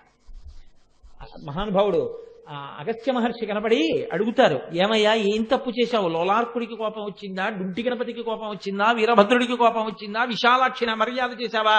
ఎందుకు కాశీ వదిలేవని అడిగారు. కాబట్టి ఇప్పుడు ఏడుస్తూ వెళ్ళిపోతున్నాడు వెనక్కి తిరిగి. శివుడు అలాగే చూస్తున్నాడు. జీవితంలో శివానుగ్రహం పోయింది. శాపాలలో పరమ భయంకరమైన శాపం ఏమిటో తెలుసా అండి? శాపాలలో కల్లా గొప్ప శాపం ఇది అంటే నీకు శివభక్తి లేకుండుగాక. ఇది మొదటి శాపం. రెండో పెద్ద శాపం ఏమిటో తెలుసా అండి? నీ ఇంట జిల్లేడు మొక్క పుట్టుగాక. ఈ రెండింటికి నేను వ్యాఖ్యానం చేయను, అవి పరమ భయంకర శాపాలని మీరు తెలుసుకుంటే చాలు. అందుకే ఇంట జిల్లేడు మొక్క పుట్టకూడదు. ఇంటి లోపల బయట మనిషి జీవితంలో శివభక్తిని పోగొట్టుకుని ఉండకూడదు. అందుకే చేతులారంగ శివుని పూజింపడేని, నోరు నవ్వంగ హరికీర్తి నుడువడేని, దయయు సత్యంబు లోనుగా తలపడేని, కలుగనీటికి తల్లుల కడుపు చేటు అంటారు మహానుభావుడు పోతన గారు. కాబట్టి చూడండి, ఇప్పుడు ఏడుస్తూ వెనక్కి తిరిగి వెళ్ళిపోతున్నాడు. జీవితంలో పోయింది శివానుగ్రహం. ఇప్పుడు ఎలా తన బతుకు? ఎంత వ్యాసుడైతే, ఎంత పురాణకర్త అయితే, ఎంత వేద విభాగం చేసిన వాడైతే ఏది శివానుగ్రహం? ఏడుస్తూ వెనక్కి తిరిగి వెళ్ళిపోతున్నాడు. పరమశివుడు పక్కనే ఉన్నా అమ్మవారు పెద్ద అరుపరిచిందిట. వ్యాసుణ్ణి చూసి అంది, ఏమయ్యా బెంగ పెట్టుకుని వెళ్ళిపోతున్నావా? నువ్వు అలా బెంగ పెట్టుకుని వెళ్ళక్కర్లేదు. వెరవకుమో కుమార 10,000 విధంబులనైన నిన్ను నే మరువ. ఎలా అంటోందో చూడండి. వెరవకుమో కుమార, ఓ కొడుకా ఏం బెంగ పెట్టుకోకు. అంటే ఇప్పుడు ఆవిడెవరు? అమ్మ. అమ్మకి బాధ ఎప్పుడో తెలుసా అండి? పిల్లాడు ఏడుస్తుంటేనే, అయ్యో వాడు ఏడుస్తున్నాడండి అంటుంది.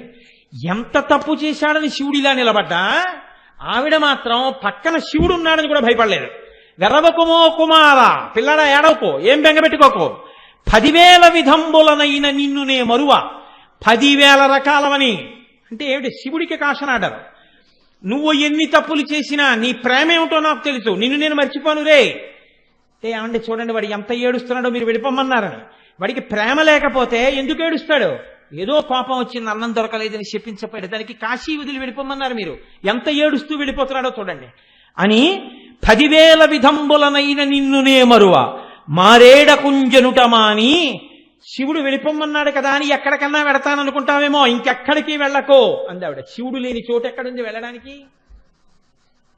కాబట్టి బాగా జ్ఞప్తికి తెచ్చుకో.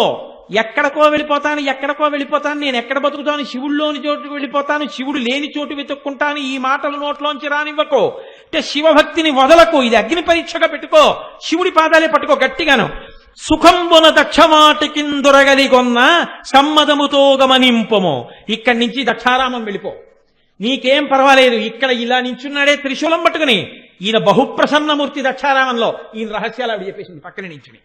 నీకేం భయం లేదు, దక్షారామం వెళ్ళి పూజ చేయి. ఈ శివుడే ప్రసన్నుడై మళ్ళీ నీకు దర్శనమిచ్చి నిన్ను గుండెల మీద పెట్టుకుంటాడు. నీకేం భయం లేదు.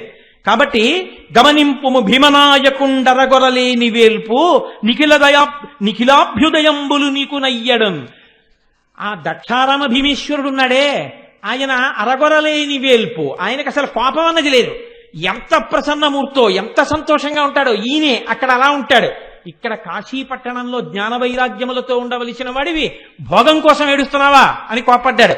అక్కడ భోగం ఇచ్చేవాడిగా ఉంటాడు ఈయనే, కాబట్టి అక్కడికి వెళ్ళి నమస్కారం చేయి, మళ్ళీ గభాల తొడ మీద కూర్చోబెట్టుకుంటాడు. అని నిన్నునే మరువా, నిన్ను నేను మరిచిపోను, నీకు శివానుగ్రహం కలిగేటట్టు నేను చూస్తాను, దగ్గ పెట్టుకోక పిల్లాడా, వెళ్ళిపో దక్షారామం అంది. వచ్చేసాడు దక్షారామం వ్యాసుడు. వచ్చి దక్షారామ భీమనాథుడి దగ్గర కూర్చుని, అందుకే ఇప్పటికీ పక్కన స్తంభం మీద వ్యాస భగవానుడు ఉంటాడు, స్తోత్రం చేశాడు. అందులోంచి ప్రత్యక్షమయ్యాడు పరమేశ్వరుడు. పొంగిపోయి తల మీద 2 చేతులు పెట్టుకుని నర్తన చేసేశాడు. చేసి పరవశించిపోయి పద్యాలు చెప్పాడు, స్తోత్రం చేశాడు, పూజ చేశాడు భీమనాథుణ్ణి. ఇంతకీ నేను మీకు ఈ విషయం ఎందుకు విజ్ఞాపన చేశాను జ్ఞాపకం పెట్టుకోండి. అమ్మ ఏం చేసింది? రక్షణయే. ఎవరికి? శివుడిచ్చి ఎవరి మీద కోపగించాడో వాడికి కూడా రక్షణ ఎవరిచ్చారంత ధైర్యంగా? అమ్మే.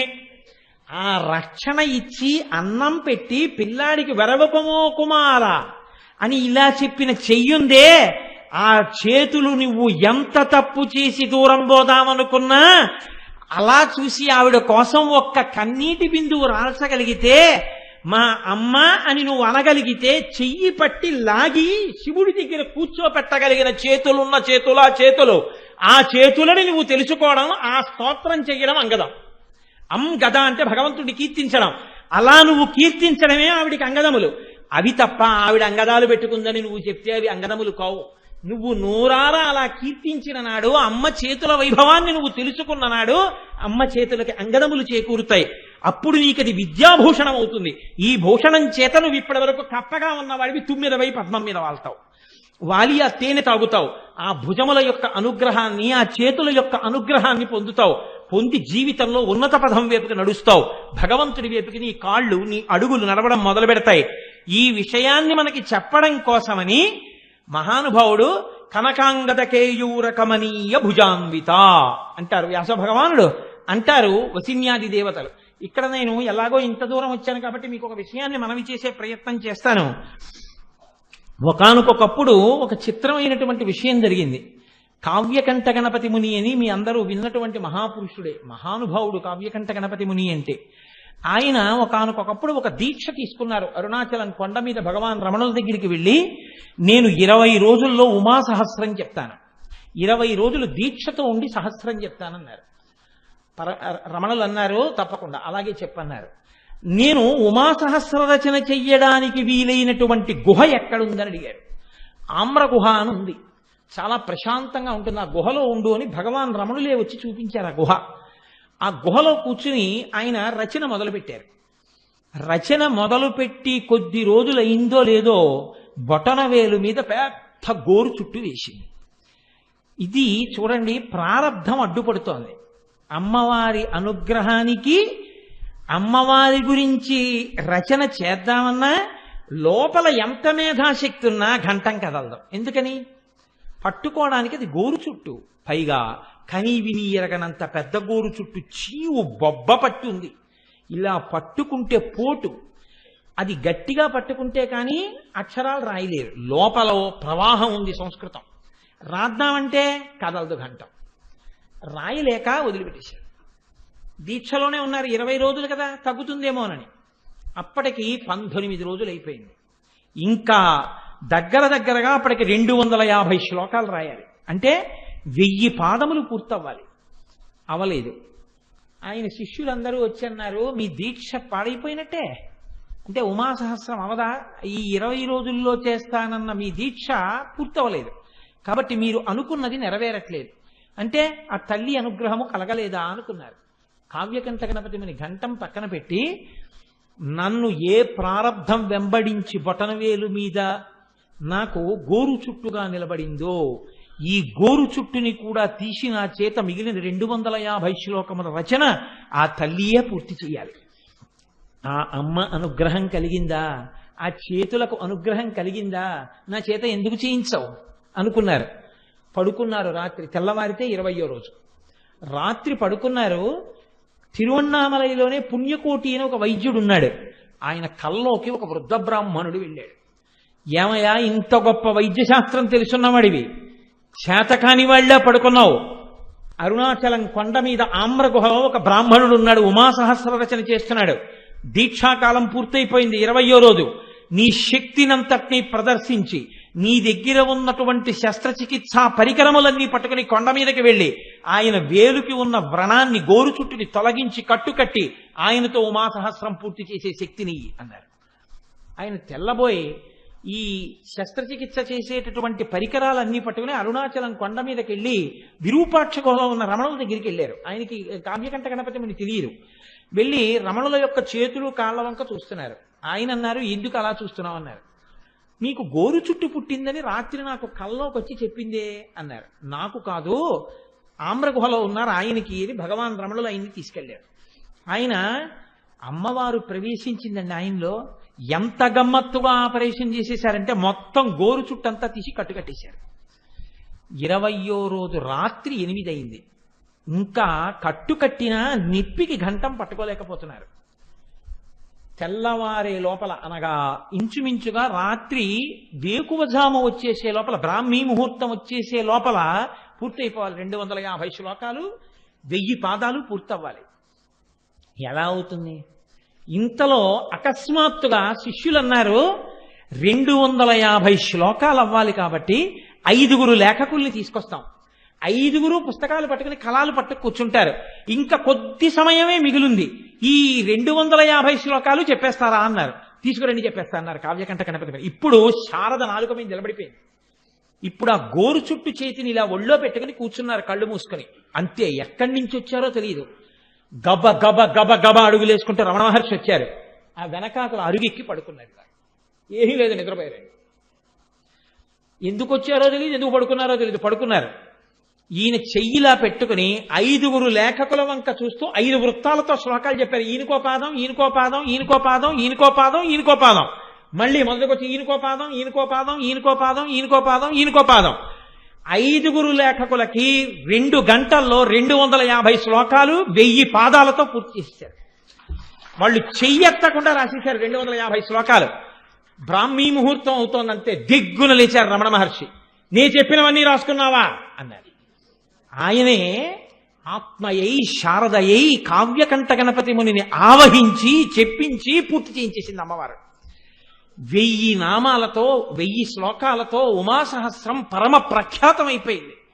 అయిపోతే తెలతెలవారుతోంది, దీక్ష పూర్తవుతోంది, ఉమాసహస్రం పూర్తయిపోయింది. అప్పుడే మహానుభావుడు పొంగిపోతూ ఇది రమణులు తాతో చెప్పించారు అని ఆఖరి శ్లోకంతో పూర్తి చేశారు. ఆయన పూర్తి చేస్తూ ఆయన ఒక మాట అంటారు ఉమాసహస్రంలో, ఈ శ్లోకాలు విన్నంత మాత్రం చేత జగదంబ చేతుల యొక్క అనుగ్రహం మనకి కలుగుతుందండి. ఆ చేతుల యొక్క రక్షణ, ఆ చల్లతనం మనకి ప్రసరిస్తుంది. ఆయన అంటారు, గణపతియే స్తనఘటయోహో పదకమలే సప్తలోక భక్తేభ్య అధరపుటే త్రిపురజితే దదాసి పీయూషమంబత్వం. అమ్మా, ఒక తామర పువ్వులో మకరందము పువ్వులో మాత్రమే ఉంటుంది. ఒక అమృత భాండమునందు ఒక పాత్రలో మాత్రమే అమృతం ఉంటుంది. కానీ జగదంబ నీ యందు 3 చోట్ల అమృతం ఉంది. ఈ 3 చోట్ల అమృతం 3 కోసం ఉంది. నీ స్తనములలో అమృతం ఉంది, అది గణపతి కోసం పెట్టావు. ఎందుకన్నారు ఈ మాట? అమ్మవారి యొక్క ఆ స్తనములలోంచి స్రవించిన జ్ఞానక్షీరం ఆయనకు అందబట్టే 250 శ్లోకాలు పైకొచ్చాయి. గణపతి కోసం ఉందండంలో రహస్యం, అమ్మ కొడుకు గణపతి, తాను కొడుకు. కాబట్టి అమ్మ గణపతి కోసం స్తనాల్లో అమృతం పెట్టుకున్నావు, పరమశివుడి కోసమని అధరంలో అమృతాన్ని పెట్టుకున్నావు, పరమభక్తులైన వారి కోసం నీ పాదాల్లో అమృతాన్ని పెట్టుకున్నావు. అమ్మ 3 చోట్ల అమృతాన్ని పెట్టుకుని 3 తరింపచేస్తున్నావమ్మా. అంతెత్తిలా తల కూడా ఎత్తలేమని పాదములలోనే అమృతాన్ని పెట్టుకున్నావా తల్లి? ఆ పాదములను ఇలా నువ్వే చూపిస్తున్నావా? అమృతం దొరికే చోటు ఇదే అని ఇలా చూపిస్తున్నావా? ఈ చెయ్యి చూపించగట్టి కదమ్మా నీ పాదాల మీద పడి అమృతత్వాన్ని పొందుతున్నామని స్తోత్రం చేశారు ఉమాసహస్రంలో. ఆ చేతులు ఎంత గొప్పవో మీరు అవలోకించండి. అందుకే శంకర భగవత్పాదులు అంటారు, మృణాళీ మృద్వీనాం తవ భుజలతానాం చతసృణాం చతుర్భిః సౌందర్యం సరసిజ భవస్తౌతి వదనైః నకేభ్యః సంత్రస్యన్ ప్రథమమధనాదంధకరిపో చతుర్నాం శీర్షాణాం సమమభయ హస్తార్భణధియా అంటారు. ఎంత చతురతతో వేశారో ఆ శ్లోకాన్ని. మృణాళీ మృద్వీనాం తవ భుజ లతానాం చతసృణాం. మృణాళి అంటే తామర తూడు. అమ్మా నువ్వు ఇలా కదా ఉంటావు, ఇలా కదా చెయ్యి చూపిస్తుంటావు. చూపిస్తున్నప్పుడు నీ ఈ చెయ్యి తామర తూడులో ఉంటుంది. ఈ చెయ్యి ఇక్కడ చెయ్యో పాణియో తామర పువ్వులో ఉంటుంది. అమ్మవారి చేతులు తామర పూలే, పాదాలు తామర పూలే, కళ్ళు తామర పూలే, మొహము తామర పువ్వే, అన్ని తామర పూలే. ఎందుకో తెలుసా అండి? మనం భృంగమై వాటి మీద నిలబడాలని, మనం తుమ్మెదలమై అక్కడ వాలి ఆ మకరంద పానం చెయ్యాలని అన్ని పద్మాలతో పోలుస్తారు. షట్పదీ స్తోత్రంలో శంకర భగవత్పాదులు చెప్తారు ఈ రహస్యాన్ని. అందుకని అమ్మ నీ చేతులు తామర పూలు, ఇవి తామర తూళ్ళు. మృణాళీ మృద్వీనాం, ఇలా తామర తూడుల్లా ఉన్నటువంటి నీ యొక్క చేతులకి పాణి తామర పువ్వులా ఉంది. ఉంటే గమ్మత్తేం జరిగింది? చతుర్భి సౌందర్యం సరసిజ భవస్తౌతివదనై. ఇప్పుడు ఎక్కడ పుట్టిన వాళ్ళకి ఆ జాతితో సంబంధం ఉంటుంది కదండి. మనుష్యులకి మనుష్యులంటే ప్రేమ.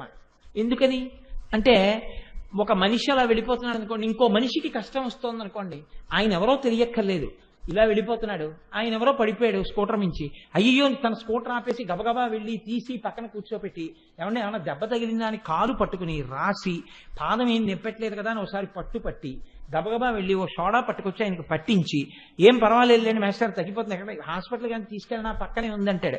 ఎందుకన్నాడు? ఈయన మనిషి, ఇంకో మనిషి కష్టం తెలుసు. శంకరాచార్యుల వారు ఎంత చమత్కారం చేశారో తెలుసా అండి? అందరికన్నా ముందు బ్రహ్మగారిని ఎందుకు నువ్వు అమ్మ రక్షించావో తెలుసా? నీ చెయ్యి తామర పువ్వు, ఆయన తామర పువ్వులోంచి పుట్టాడు కాబట్టి ఈ రెండింటికి తామర పువ్వు సంబంధం ఉంది. మనిషిని రక్షించుకున్నట్టు తామర పువ్వు లాంటి చెయ్యున్నతానివి కాబట్టి తామర పువ్వులోంచి పుట్టిన వాడిని రక్షించావు. ఎందుకని? చతుర్ముఖ బ్రహ్మగారు శ్రీమన్నారాయణుని యొక్క నాభి కమలంలోంచి పుట్టారు కాబట్టి ఆ కమల సంభవుడు కాబట్టి అమ్మవారి చెయ్యి కూడా కమలంలా ఉంటుంది కాబట్టి రెండింటికి దగ్గర సంబంధం, రక్షించావు. బ్రహ్మగారిని రక్షించవలసిన అవసరం అమ్మవారికి ఎప్పుడు వచ్చింది అంటే మృణాళీ మృద్వీనాం తవ భుజలతానాం చతసృణాం చతుర్భి సౌందర్యం సరసిజ భవస్తౌతివదనై నఖేభ్యః సంత్రస్సన్ ప్రథమమథనాదంధకరిపోహో. అంధకరిపోహో అంటే అంధకాసురుడికి శత్రువైనటువంటి పరమశివుడు బ్రహ్మగారి పట్ల ఒక పెద్ద విషయం ఒకటి చూపించాడు. ఒకానొకప్పుడు ఎవరం గొప్పవాళ్ళమని ఒక పెద్ద సంవాదం ఒకటి వచ్చింది. బ్రహ్మగారు ఎవరితోటో జగడం పెట్టుకున్నారు. జగడం పెట్టుకుని నా అంత గొప్పవాళ్ళు లేడు, నేనే సృష్టిస్తున్నాను ఇవన్నీ అని చెప్పి ఆయనకి ఎందుకో పాపం అహంకారం వచ్చింది. ఆ రోజున వచ్చి పెద్ద వాదన మొదలుపెట్టాడు. అక్కడికి పరమశివుడు వచ్చి అన్నాడు, అబ్బాయి తప్పురా, నువ్వు గొప్పవాడి ఏమిట్రా, అందరికన్నా ముందున్న వాళ్ళు ఉన్నారు, తనని తాను పొగుడుకోకుండా లోకాన్ని పాలించే వాళ్ళు ఉన్నారయ్యా, అలా నువ్వు మాట్లాడకూడదన్నాడు. అంటే వెంటనే ఆయన ఏం చూశాడంటే, మీరు నాకేం చెప్పక్కర్లేదు మాస్టారు అంటాడు ఒక్కొక్కడు. చూడండి అలా వెంటనే బ్రహ్మగారు అహంకారం కప్పేస్తే ఎలా ఉంటుందో చూడండి. ఆయన అనుకున్నాడు నాకు 5 తలకాయలు, బ్రహ్మగారికి 5 తలకాయలు ఉండేవి, 4 దిక్కుల 4 పైనోటి 5, శివుడికి 5 తలకాయలు. ఈ నాకు చెప్పొచ్చేది ఏంటి? నేను ఒకసారి ఆశ్చర్యపోయానండి. ఒక ఆయన అన్నాడు ఏదో తప్పు చేశాడు, స్కూటర్ పెట్టకూడడం చోట పెట్టాడు. పాపం ఎవరో హోమ్ గార్డ్స్ ఉంటారు కదా డ్యూటీలో, ఆవిడ వచ్చింది, మాస్టర్ ఇక్కడ పెట్టకండి స్కూటర్, ఇక్కడ పెట్టకూడదు, ఇది నో పార్కింగ్ ఏరియా, ఇక్కడ తీసి అక్కడ పెట్టండి అన్నాడు. అంటే ఈయన అన్నాడు ఇలా పైనుంచి కిందకి చూసి నేను ఇప్పుడే కొట్లోకి వెళ్ళొస్తాను అని వెళ్ళిపోతున్నాడు. ఆవిడంది ఏమంటే ఇది నో పార్కింగ్ జోన్, లారీ వస్తే ఎక్కించేస్తాను. ఏం మాట్లాడుతున్నావు అన్నాడు వచ్చి. ఏం మాట్లాడుతున్నావు ఏంటి, నా డ్యూటీ నేను చేస్తున్నాను, ఇక్కడ పెట్టకూడదని చెప్పాను మీకు, కాబట్టి తీసి అలా పక్కన పెట్టుకోండి, ఖాళీగా ఉంది కదా అక్కడ పెట్టుకోండి, మీరు ఇక్కడే పెట్టకూడదు అని చెప్తుంటే ఇక్కడ పెడతానంటారేంటి, తీసేసేయండి ఇక్కడి నుంచి అంది ఆవిడ. ఎంతో మర్యాదగా చెప్పింది. చెప్తే ఆయన అన్నాడు నువ్వు నాకు చెప్పొచ్చేంత దానివా, నా బేసిక్ అంత ఉండదు నీ జీతం అన్నాడు. ఈయన బేసిక్ అంతా ఆవిడ జీతం లేకపోతే మాత్రం ఆవిడ విధి ఆవిడ చేస్తే ఆవిడతో మధ్యలో నా బేసిక్ అంతా నీ జీతం లేదేంటండి. ఆవిడ ఏం చేసిందో తెలుసా అండి, అలా వెళ్ళిపోయింది. ఈయన కొట్టులోకి వెళ్ళాడు. ఆవిడ మళ్ళీ వచ్చి ఆ స్కూటర్ డొక్కు తీసి ఆ పక్కన చెప్పుల కొట్టులోనే ఇక్కడ పెట్టేసింది. వాళ్ళకి ఆ కొట్ల వాళ్ళందరూ పరిచయం. బయటికి వచ్చి కిక్కు కొట్టుకోబోయాడు, దానికి డొక్కు లేదు పక్కన. అటు ఇటు చూసి అక్కడ వాళ్ళని ఇక్కడ వాళ్ళని అడిగాడు. అడిగితే వాళ్ళు అన్నారు. ఇప్పుడు ఆవిడ దగ్గరికి వెళ్ళి నా స్కూటర్ తీసేశారు, అది నో పార్కింగ్ ఏరియా, అక్కడ పెట్టకూడదు, తీసేశాను, కాసేపట్లో వ్యాన్ వస్తుంది, అందులో స్కూటర్ కూడా పట్టుకుపోతారు, కోర్టుకి ఫైన్ కట్టి తీసుకోండి. ఇప్పుడు ఆవిడ వెంట ఇలా చేతులు కట్టుకుని, అంటే మేడం అప్పుడు ఏదో షాప్లోకి వెళ్తున్నాను, ఏదో కోపంలో ఏదో అన్నాను, మీరు అలా మనసులో పెట్టుకోకండి మేడం, అది ఎక్కడుందో చెప్పండి, ఇచ్చేయండి మేడం, ప్లీజ్ మేడం. ఏమిటి ఇప్పటిదాకా బేసిక్ అన్నవాడు మేడం మేడం. ఎందుకు ఆ ప్రారంభం? చెప్పినప్పుడు ఇక్కడ స్కూటర్ తీసి అక్కడ ఎడితే అయిపోవాలి. దానికి అహంకారం ఏంటండి? ఇక్కడ స్కూటర్ తీసి అక్కడ ఎట్టడానికి అహంకారం ఏంటి? చాలా విచిత్రంగా ఉంటుంది ఒక్కొక్కడి మనస్తత్వం, అహంకార గ్రస్తమైపోయి ఉంటాయి. కాబట్టి బ్రహ్మగారు అన్నాడు, ఇలా చూసుకున్నాడు, నాకు 5 తలకాయలు, శివుడికి 5 తలకాయలు. ఈ నాకు చెప్పొచ్చేవాడా? తలకాయలు లెక్కెట్టుకున్నాడు. లెక్కెట్టుకుని నువ్వు నాకు చెప్పేది ఏమిటి? నువ్వు నోరు మొయ్యన్నాడు. అంటే శివుడు సర్వజ్ఞుడు, తలకాయలు లెక్కెట్టాడు వీడు. నాకు వీడికి కూడా 5 తలకాయలు ఉన్నాయని నేను చెప్పకూడదు అంటున్నాడు కదా అని చెప్పి, ఈ తలకాయకి పెద్ద త్రిశూలం కూడా ఎందుకు లేని ఈ చేతిలో త్రిశూలం ఈ చేతిలో పెట్టుకుని గిల్లీశాడు తలకాయ. అందుకని శంకరాచార్యులు వారు చెప్పి పొడుస్తున్నారు ఇప్పుడు, నఖేభ్య సంత్రస్యన్ ప్రథమ మథనాదంధకరిపో. ఓ తలకాయ గిల్లేశాడు. గిల్లేస్తే ఇప్పుడు ఎన్నున్నాయి? 4. యుద్ధం చేసి తలకాయలు తీస్తుంటే కొంత టైం పడుతుంది. ఇలా గిల్లేసేవాడికి తర్వాత ఏం గిల్లేస్తాడో. ఇప్పుడు ఈ చేతి వల్ల ఇబ్బంది వచ్చింది, శివుడి చేతి వల్ల. శివుడి చేతి వల్ల ఇబ్బంది వస్తే ఏ చెయ్యి రక్షిస్తుంది ఇప్పుడు? అందుకనిట ఇప్పుడు బ్రహ్మగారు ఏం చేశారంటే 4 తలకాయలు పట్టుకెళ్లి పక్కనున్న అమ్మవారి 4 చేతుల కింద పెట్టేశారు. పెట్టేస్తే చతుర్భి సౌందర్యం సరసిజ భవస్తౌతి వదనై. శంకరాచార్యుల వారు మళ్ళీ అందులో చిన్న చమత్కారం, నువ్వు వెంటనే ఎందుకు రక్షించేశావు? అమ్మో నా చెయ్యి తామర పువ్వు, పిల్లాడు తామర పువ్వులోంచి పుట్టాడు అంటే లోకమంతా ఆవిడ బిడ్డలే, ఎంత తప్పు చేసిన వాడిని ఆవిడ రక్షిస్తుంది, ఆయన శిక్షిస్తూ ఉంటాడు. ఆవిడేం చేసిందిట, తండ్రి కోస్తుంటాడు పిల్లాడిని, ఎరా నువ్వే తీసావా 5 రూపాయలు అని, చంపేస్తారా ఏంటి, ఏంటి ఆ కొట్టేయడం ఏంటి పిల్లాడిని అని ఇలా పొదివి పుచ్చేసుకుని ఇలా పెట్టేసుకుని ఇటు కొట్టబోతుంటే ఇటు తిరుగుతుంది, ఇటు కొట్టబోతుంటే ఇటు తిరుగుతుంది. తిరిగితే ఆఖరికి ఏ గాజు మీద తప్ప రక్కుకుపోయింది. ఏమిటండి మీరు మీ మోటతనం, ఏడవండి నువ్వు నీ పిల్లాడు అని వెళ్ళిపోతాడు తండ్రి. ఆ తర్వాత ఏదో తీసుకెళ్తే కమలాపండు రసం వేస్తే మీకు తెలియందే ఉంది, ఆ ప్రసన్నుడు అయిపోతాడు. కాబట్టి అలా ఆవిడేం చేసింది, నఖేభ్య సంత్రసన్ ప్రథమ మథనాదంధకరిపో. 5వ తలకాయ గిల్లేస్తే 4 తలకాయలు పట్టుకెళ్ళి అమ్మవారి 4 చేతుల కింద పెట్టాడు.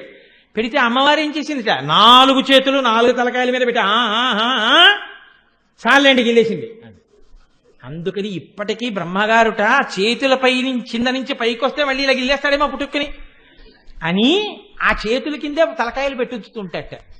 ఆయన తలకాయలు ఎప్పుడూ అమ్మవారి చేతుల కిందే ఉంటాయిట. అమ్మా నీ చేతుల కింద చేరిపోయిన వాడి 4 తలకాయలు ఇప్పటికే అలాగే ఉన్నాయి, పక్కనే శివుడు ఉన్నా. నీ చేతుల్ని నమ్ముకున్న వాడికి ఇంకా బాధ ఎక్కడుందమ్మా, రక్షణే ఉంటుంది. అది కదమ్మా నీ చేతుల గొప్పతనం అంటే అన్నారు శంకరాచార్యుల వారు. మహానుభావుడు సమగ్రంగా సారాంశాన్ని అంతటినీ తీసుకొచ్చి ఒక్క శ్లోకంలో ఆవిష్కరించేస్తారండి. అది శాంకర ప్రజ్ఞ. ఆయన అంటారు ఒక చోట, ఎంత గమ్మత్తుగా మాట్లాడతారు ఆయన అంటారు, నఖానామద్యోతైర్నవనలిన రాగాం విహసతాం కరాణాంతే కాంతిం కథయ కథయామ కథము మే కయాచిద్వాసాం యం భజతు కలయా హంతకమలం ఇది క్రీడల్లక్ష్మీ చరణతలలాక్షారసచనం అన్నారు. అమ్మా నీ చేతులు ఇలా పెట్టు కూర్చుంటే ఇలా చూసినప్పుడు ఈ వేళ్ల యొక్క చివరి భాగాలకు ఉన్నటువంటి గోళ్లు ఉన్నాయే, ఈ గోళ్లు ఎర్రటి కాంతులతో ఉన్నాయి. ఈ ఎర్రటి కాంతులు ఎలా ఉన్నాయంటే అమ్మా తామర రేకుల చివర్ల భాగంలో ఉండేటటువంటి ఎర్రటి కాంతి ఎలా ఉంటుందో అలా ఉన్నాయి అని టక్కన అయిపోయారు. ఆగిపోయి వెంటనే అన్నారు, అమ్మా కాంతిం కథయ కథయామ కథముమి. ఏమి పడిపోతాయో శంకర భగవత్పాదులకి ఆ శ్లోకాలు నిజంగా. అమ్మా అనేశాను కానీ ఇలా ఎలా కుదురుతుందమ్మా? తామర పువ్వు యొక్క రేకు చివర ఉన్న ఎరుపుతనానికి నీ వేళ్ల చివర ఉన్నటువంటి గోళ్ల కాంతికి సమానమా? ఇలా ఎలా అన్నానమ్మా? అలా ఎలా సరిపోతుంది?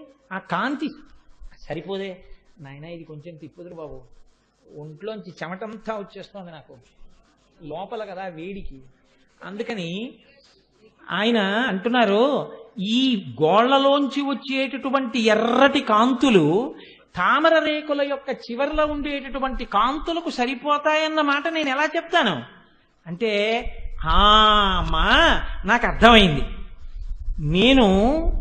నేను చెప్తే కదా అది అబద్ధమో నిజం, నీ చెప్తే కదా నాలోంచి పలికానంటే నేనా పలుకుతున్నది, నువ్వే పలికిస్తున్నావు. నువ్వే పలికిస్తున్నావు అంటే నువ్వు చెప్పింది నిజం చేసుకోవడం నీ వంతి. అంటే ఇప్పుడు ఈయన తామర రేకుల చివరి భాగం ఎంత ఎర్రగా ఉంటుందో అమ్మవారి గోళ్ళు అంత ఎర్రటి కాంతులతో ఉంటాయన్నమాట ఎవరు నిజం చెయ్యాలట? అమ్మవారు నిజం చెయ్యాలట. అమ్మవారు ఎలా నిజం చెయ్యాలి? వెంటనే అమ్మవారు శంకరాచార్యుల వారికి స్ఫురణం ఇచ్చింది. వెంటనే శంకరులు దాన్ని ఎలా పూర్తి చేశారంటే, అమ్మా తామర పువ్వుకి తనంత తానుగా ఆ రేకుల చివరి భాగంలో ఉండేటటువంటి ఎరుపు ఎప్పటికీ నీ గోళ్ల ఎరుపుతనంతో సరిపోదు. కానీ ఒక్క కారణానికి మాత్రం సరిపోతుంది. ఎలా సరిపోతుందో తెలుసా? లక్ష్మీదేవి ఎక్కడుంటుంది? పద్మంలో ఉంటుంది. పద్మంలో కూర్చుంటుంది. పద్మంలో కూర్చున్న లక్ష్మీదేవి ఏం చేస్తుంది? ఆడవాళ్ళందరూ ఏం చేస్తారో అదే చేస్తుంది. ఏం చేస్తుంది? గొప్ప సువాసిని కనుక పెద్దింటి తల్లి కాబట్టి కాళ్ళకి పసుపు రాసుకుంటుంది. పసుపు రాసుకుని కాళ్ళకి ఇలా వేలుతో లత్తుక పెట్టుకుంటుంది. లత్తుక పెట్టుకున్న తర్వాత, లత్తుకంటే ఎర్రగా ఉంటుంది కదండి ఆ పదార్థం, ఆ పారాయణం ఏదో అంటారు, లత్తుక అంటుంటారు, ఎక్కువగా లత్తుక పెట్టుకుంది. పెట్టుకుని ఇప్పుడు చేతులకి ఆ వేళ్లకి లత్తుక అంటుకుంది. అది చెయ్యంతా పూసుకోరు, పసుపు చెయ్యంతా పూసుకుంటారు, లత్తుక వేళ్లకే అంటుకుంటుంది. ఆ వేలుతోటే పాదానికి ఇలా తిప్పుకుంటారు. ఇలా రెండు వేళ్లతో ఇలా ఇలా ఇలా ఇలా ఇలా పూసుకుని చక్కగా ఇలా పైన ఇలా పెట్టుకుని ఒక వేలుతో ఇలా ఓ బొట్టులా పెట్టుకుంటారు కదా. అందుకని ఈ మూడు వేళ్లకో ఈ వేళ్లకో లత్తుక అంటుకుంటుంది. లత్తుక అంటుకుంటుంది కాబట్టి ఇప్పుడు ఈ వేళ్లకే పసుపు కడిగేసుకోరు, అదొక సౌభాగ్య సూచన కాబట్టి అలా ఉంచుకుంటారు. లత్తుక పూసేసుకోరు ఒంటికి. కాబట్టి ఏం చేస్తారంటే, ఇప్పుడు ఇది ఒళ్ళంతా అంటుకుంటుందేమో, చేతికి తడిగా ఉంటుంది కదా అని చేయి తుడుచుకునే బట్ట అని ఒకటి ఉంటుంది ఎప్పుడు వంటింట్లో. లేకపోతే ఆడవాళ్ళు పక్కన నాప్కిన్ లాంటిది ఏదో ఉంచుకుంటారు. దానికి ఏం చేసిందంటే ఆవిడ ఇలా తుడిచింది. ఆవిడ ఎక్కడ కూర్చుంది? తామర పువ్వులో కూర్చుంది. కాబట్టి ఇప్పుడు ఆ లత్తుక చేతులను ఎక్కడ తుడిచింది? ఆ తామర రేకుల యొక్క చివర బట్టకి తుడిచినట్టు తుడిచేసింది.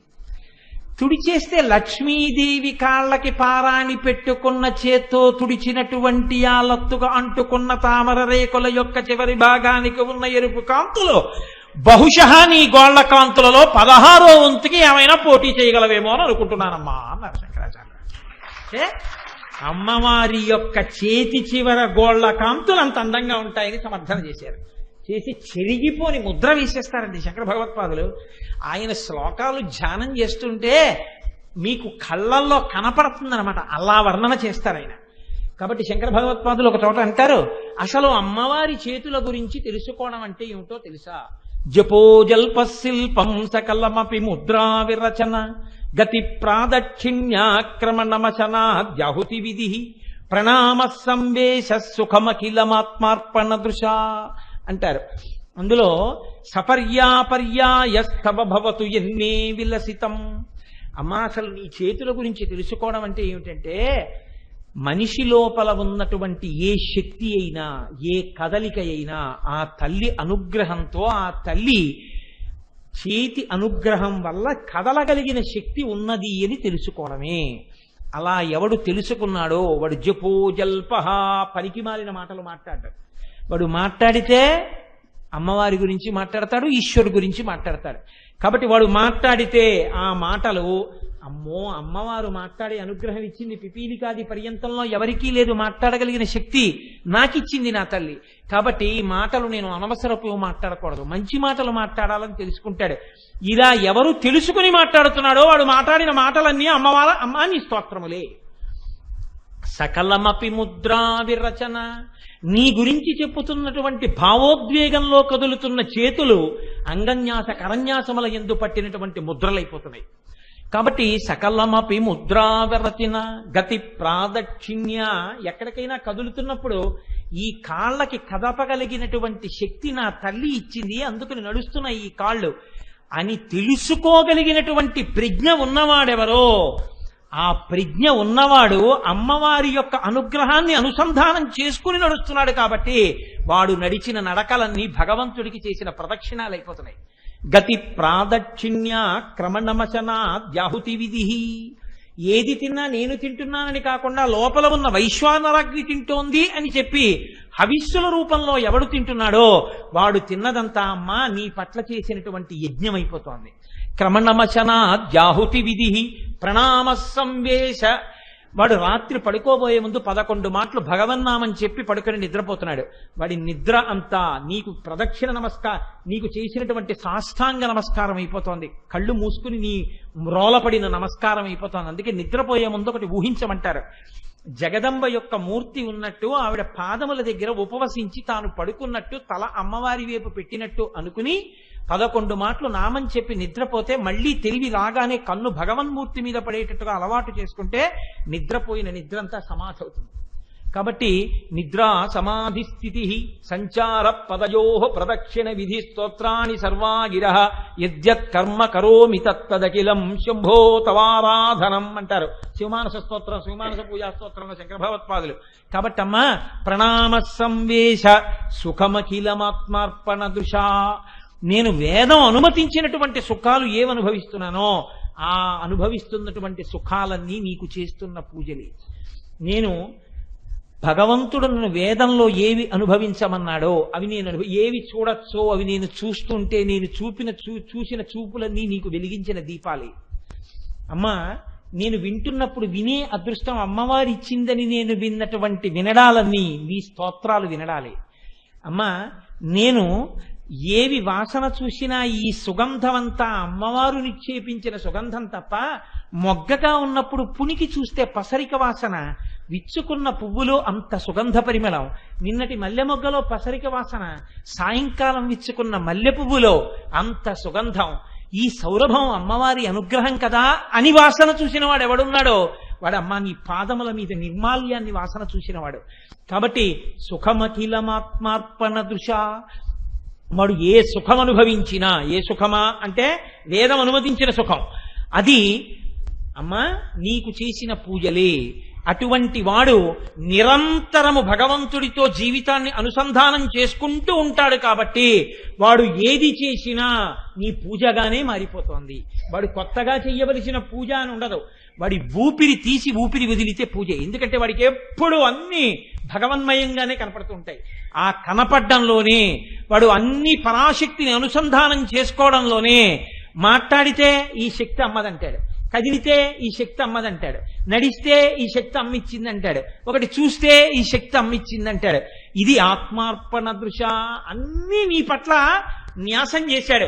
ఇలా చేసి కదులుతున్న వాడెవడున్నాయో వాడి కదలికలన్నీ నీ చేతుల అనుగ్రహంతో కదిలిన కదలికలు. ఈ కదలికల చేత వాడేమవుతున్నాడు? వాడు సపర్యాపర్యాయస్తవ భవతు ఎన్మే విలసితం. ఇవన్నీ వాడు నీకు చేసిన ఉపచారములై వాడు నిన్నే పొందుతాడు. కాబట్టి తల్లి, ఇటువంటి శక్తి, ఇటువంటి సమన్వయం అబ్బాలి అంటే కదలిక, క్రియాశక్తి చేతులకు సంబంధించినది కనుక అమ్మా నీ అనుగ్రహం వల్ల ఈ భావనతో కూడినటువంటి కదలికలు రావలసి ఉంటుంది అని అమ్మా నీ చేతిని ఎవరు చూసి అలా అనుసంధానం చేసుకుంటున్నారో వారు ఎటువంటి స్థితిని పొందుతారో తెలుసా అంటే ఆ తల్లి గురించి చెప్తూ, ఆ తల్లి యొక్క వైభవం గురించి చెప్తూ మూకశంకరులు ఒక అద్భుతమైనటువంటి శ్లోకాన్ని చెప్తారు. ఎవరు అమ్మవారిని అనుసంధానం చేస్తారో వాళ్ళ వైభవం ఏ స్థితికి వెడుతుందో దానితో ఇవాళ నా ఉపన్యాసాన్ని పూర్తి చేస్తాను. వాగీశ్వరీ సహచరీ నియమేన లక్ష్మీ భ్రువల్లరీ వశకరీ భువనాని గేహం రూపం త్రిలోకనయనామృతమంబ తేషాం కామాక్షియేషు తవ వీక్షణ పారతంత్రి. ఎవరు అమ్మవారి చేతులను అన్వయం చేసుకుని ఆ క్రియాశక్తిని అమ్మ అనుగ్రహం అంటూ బతుకుతూ కదులుతూ ఉంటాడో అటువంటి వాడి నాలుక మీద ఎప్పుడూ సరస్వతీదేవి కలిసి తిరుగుతూ పలుకుతూ ఉంటుంది. అంటే ఆయన నోరు విప్పితే ఆయన నాలుక మీద సరస్వతి నర్తిస్తుంది. ఆయన గుండెలలో కూర్చుని ఆయన నోరు విప్పగానే సరస్వతియే ఆయన నాలుక మీద తాండవం చేస్తుంది. అటువంటి శక్తి పొందుతాడు. 2, ఆయన కనుబొమల యందు ఆయన ఐశ్వర్యం ఏ పాటిది అన్నది గణనలోకి రాదు. కానీ ఆయన ఇలా అన్నాడా ఏ పనులైనా అయిపోతాయి. ఎందుకు అయిపోతాయి అంటే ఇది ఇలా చేద్దామండి అని ఇలా కనుబొమ్మలు ఎత్తాయనంటే ఆయన సంకల్పమే శ్రీరామ రక్ష అయిపోతాయి. లక్ష్మీ కటాక్షం అంతా ఆయన కనుబొమ్మలను ఆశ్రయించి ఉంటుంది. ఆయన నవమన్మథుడై ఉంటాడు. 3 లోకములలోని సౌందర్యం ఆయనదై ఉంటుంది. అంటే ఇది భౌతిక సౌందర్యం అనుకోకండి. కొన్ని వేల కనజంటలు అలా ఆయన్ని చూస్తూనే ఉండేటట్టుగా లోకాన్ని ఉద్ధరించి మాట్లాడగలిగినటువంటి ప్రజ్ఞ నిక్షేపింపబడుతుంది. పరమాచార్య నడిచి వెళ్ళిపోతుంటే ఎన్ని కోట్ల కన్నుల జంటలు ఆయన్ని చూశాయో, ఎంతమంది ఆయన మూర్తిని ఇళ్లలో పెట్టుకున్నారో. 80 సంవత్సరముల వృద్ధుడై ఇలా నిలబడితే ఎవరి వరకు ఎందుకండి? నేనే ఎంతసేపు చూస్తుంటానో ఆ మూర్తిని పట్టుకుని, ఇలాగా ఎంతసేపు చూస్తుంటానో.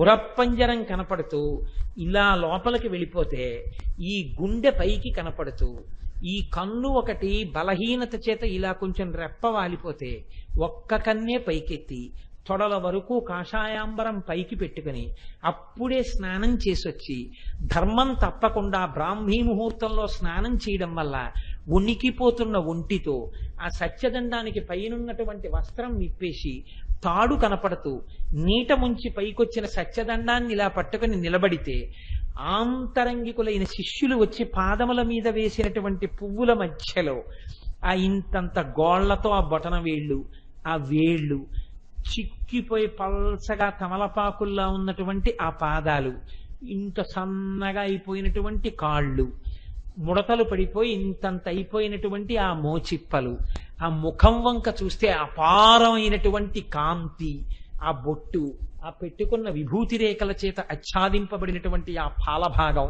ఆ పైన కప్పుకున్న బట్ట స్నానం చేసి రావడం వల్ల ఇలా జారిపోయి ఉంటే, ఆ చిన్ని జుత్తుతో ఎప్పుడూ ముండనం చేయించుకున్న ఆ తల, ఆయన యొక్క మహానుభావుడు ఆ తేజస్సు చూడడానికి ఎన్ని కోట్ల జతల కళ్ళు వెంపర్లాడాయో.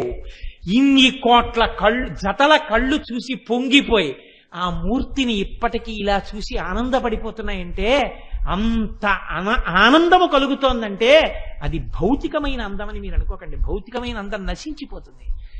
90 ఏళ్ళు వచ్చినా 80 ఏళ్ళు వచ్చినా ఆఖరికి శరీరం వదిలిపెడితే ఆయన యొక్క మూర్తిని కొవ్వుతో చేసి ఇలా కూర్చున్న మూర్తిని కంచి పీఠంలో బయట పెట్టుంచితే ఇప్పటికీ దాని దగ్గర అలా నిలబడిపోయా చేతుల్లో ఉన్న నరాలు కూడా పైకొచ్చేసి కనపడుతుంటే అందులో ఏమందం ఉందండి? అది శోభ.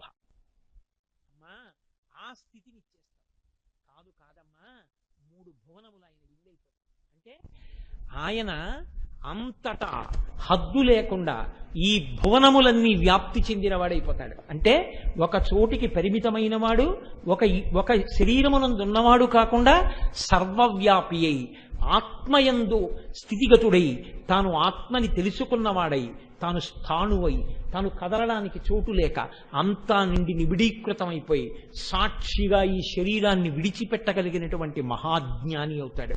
అమ్మా ఇన్ని శక్తులు ఎక్కడి నుంచి వస్తున్నాయో తెలుసా తల్లి? నీ యొక్క చేతుల కృపలోంచి వస్తున్నాయి. ఆ చేతులని మహావృక్షాల యొక్క కొమ్మల చల్లతనానికి ఎవడు చేరాడో వాడు ఇంత వైభోగాన్ని అనుభవిస్తున్నాడు.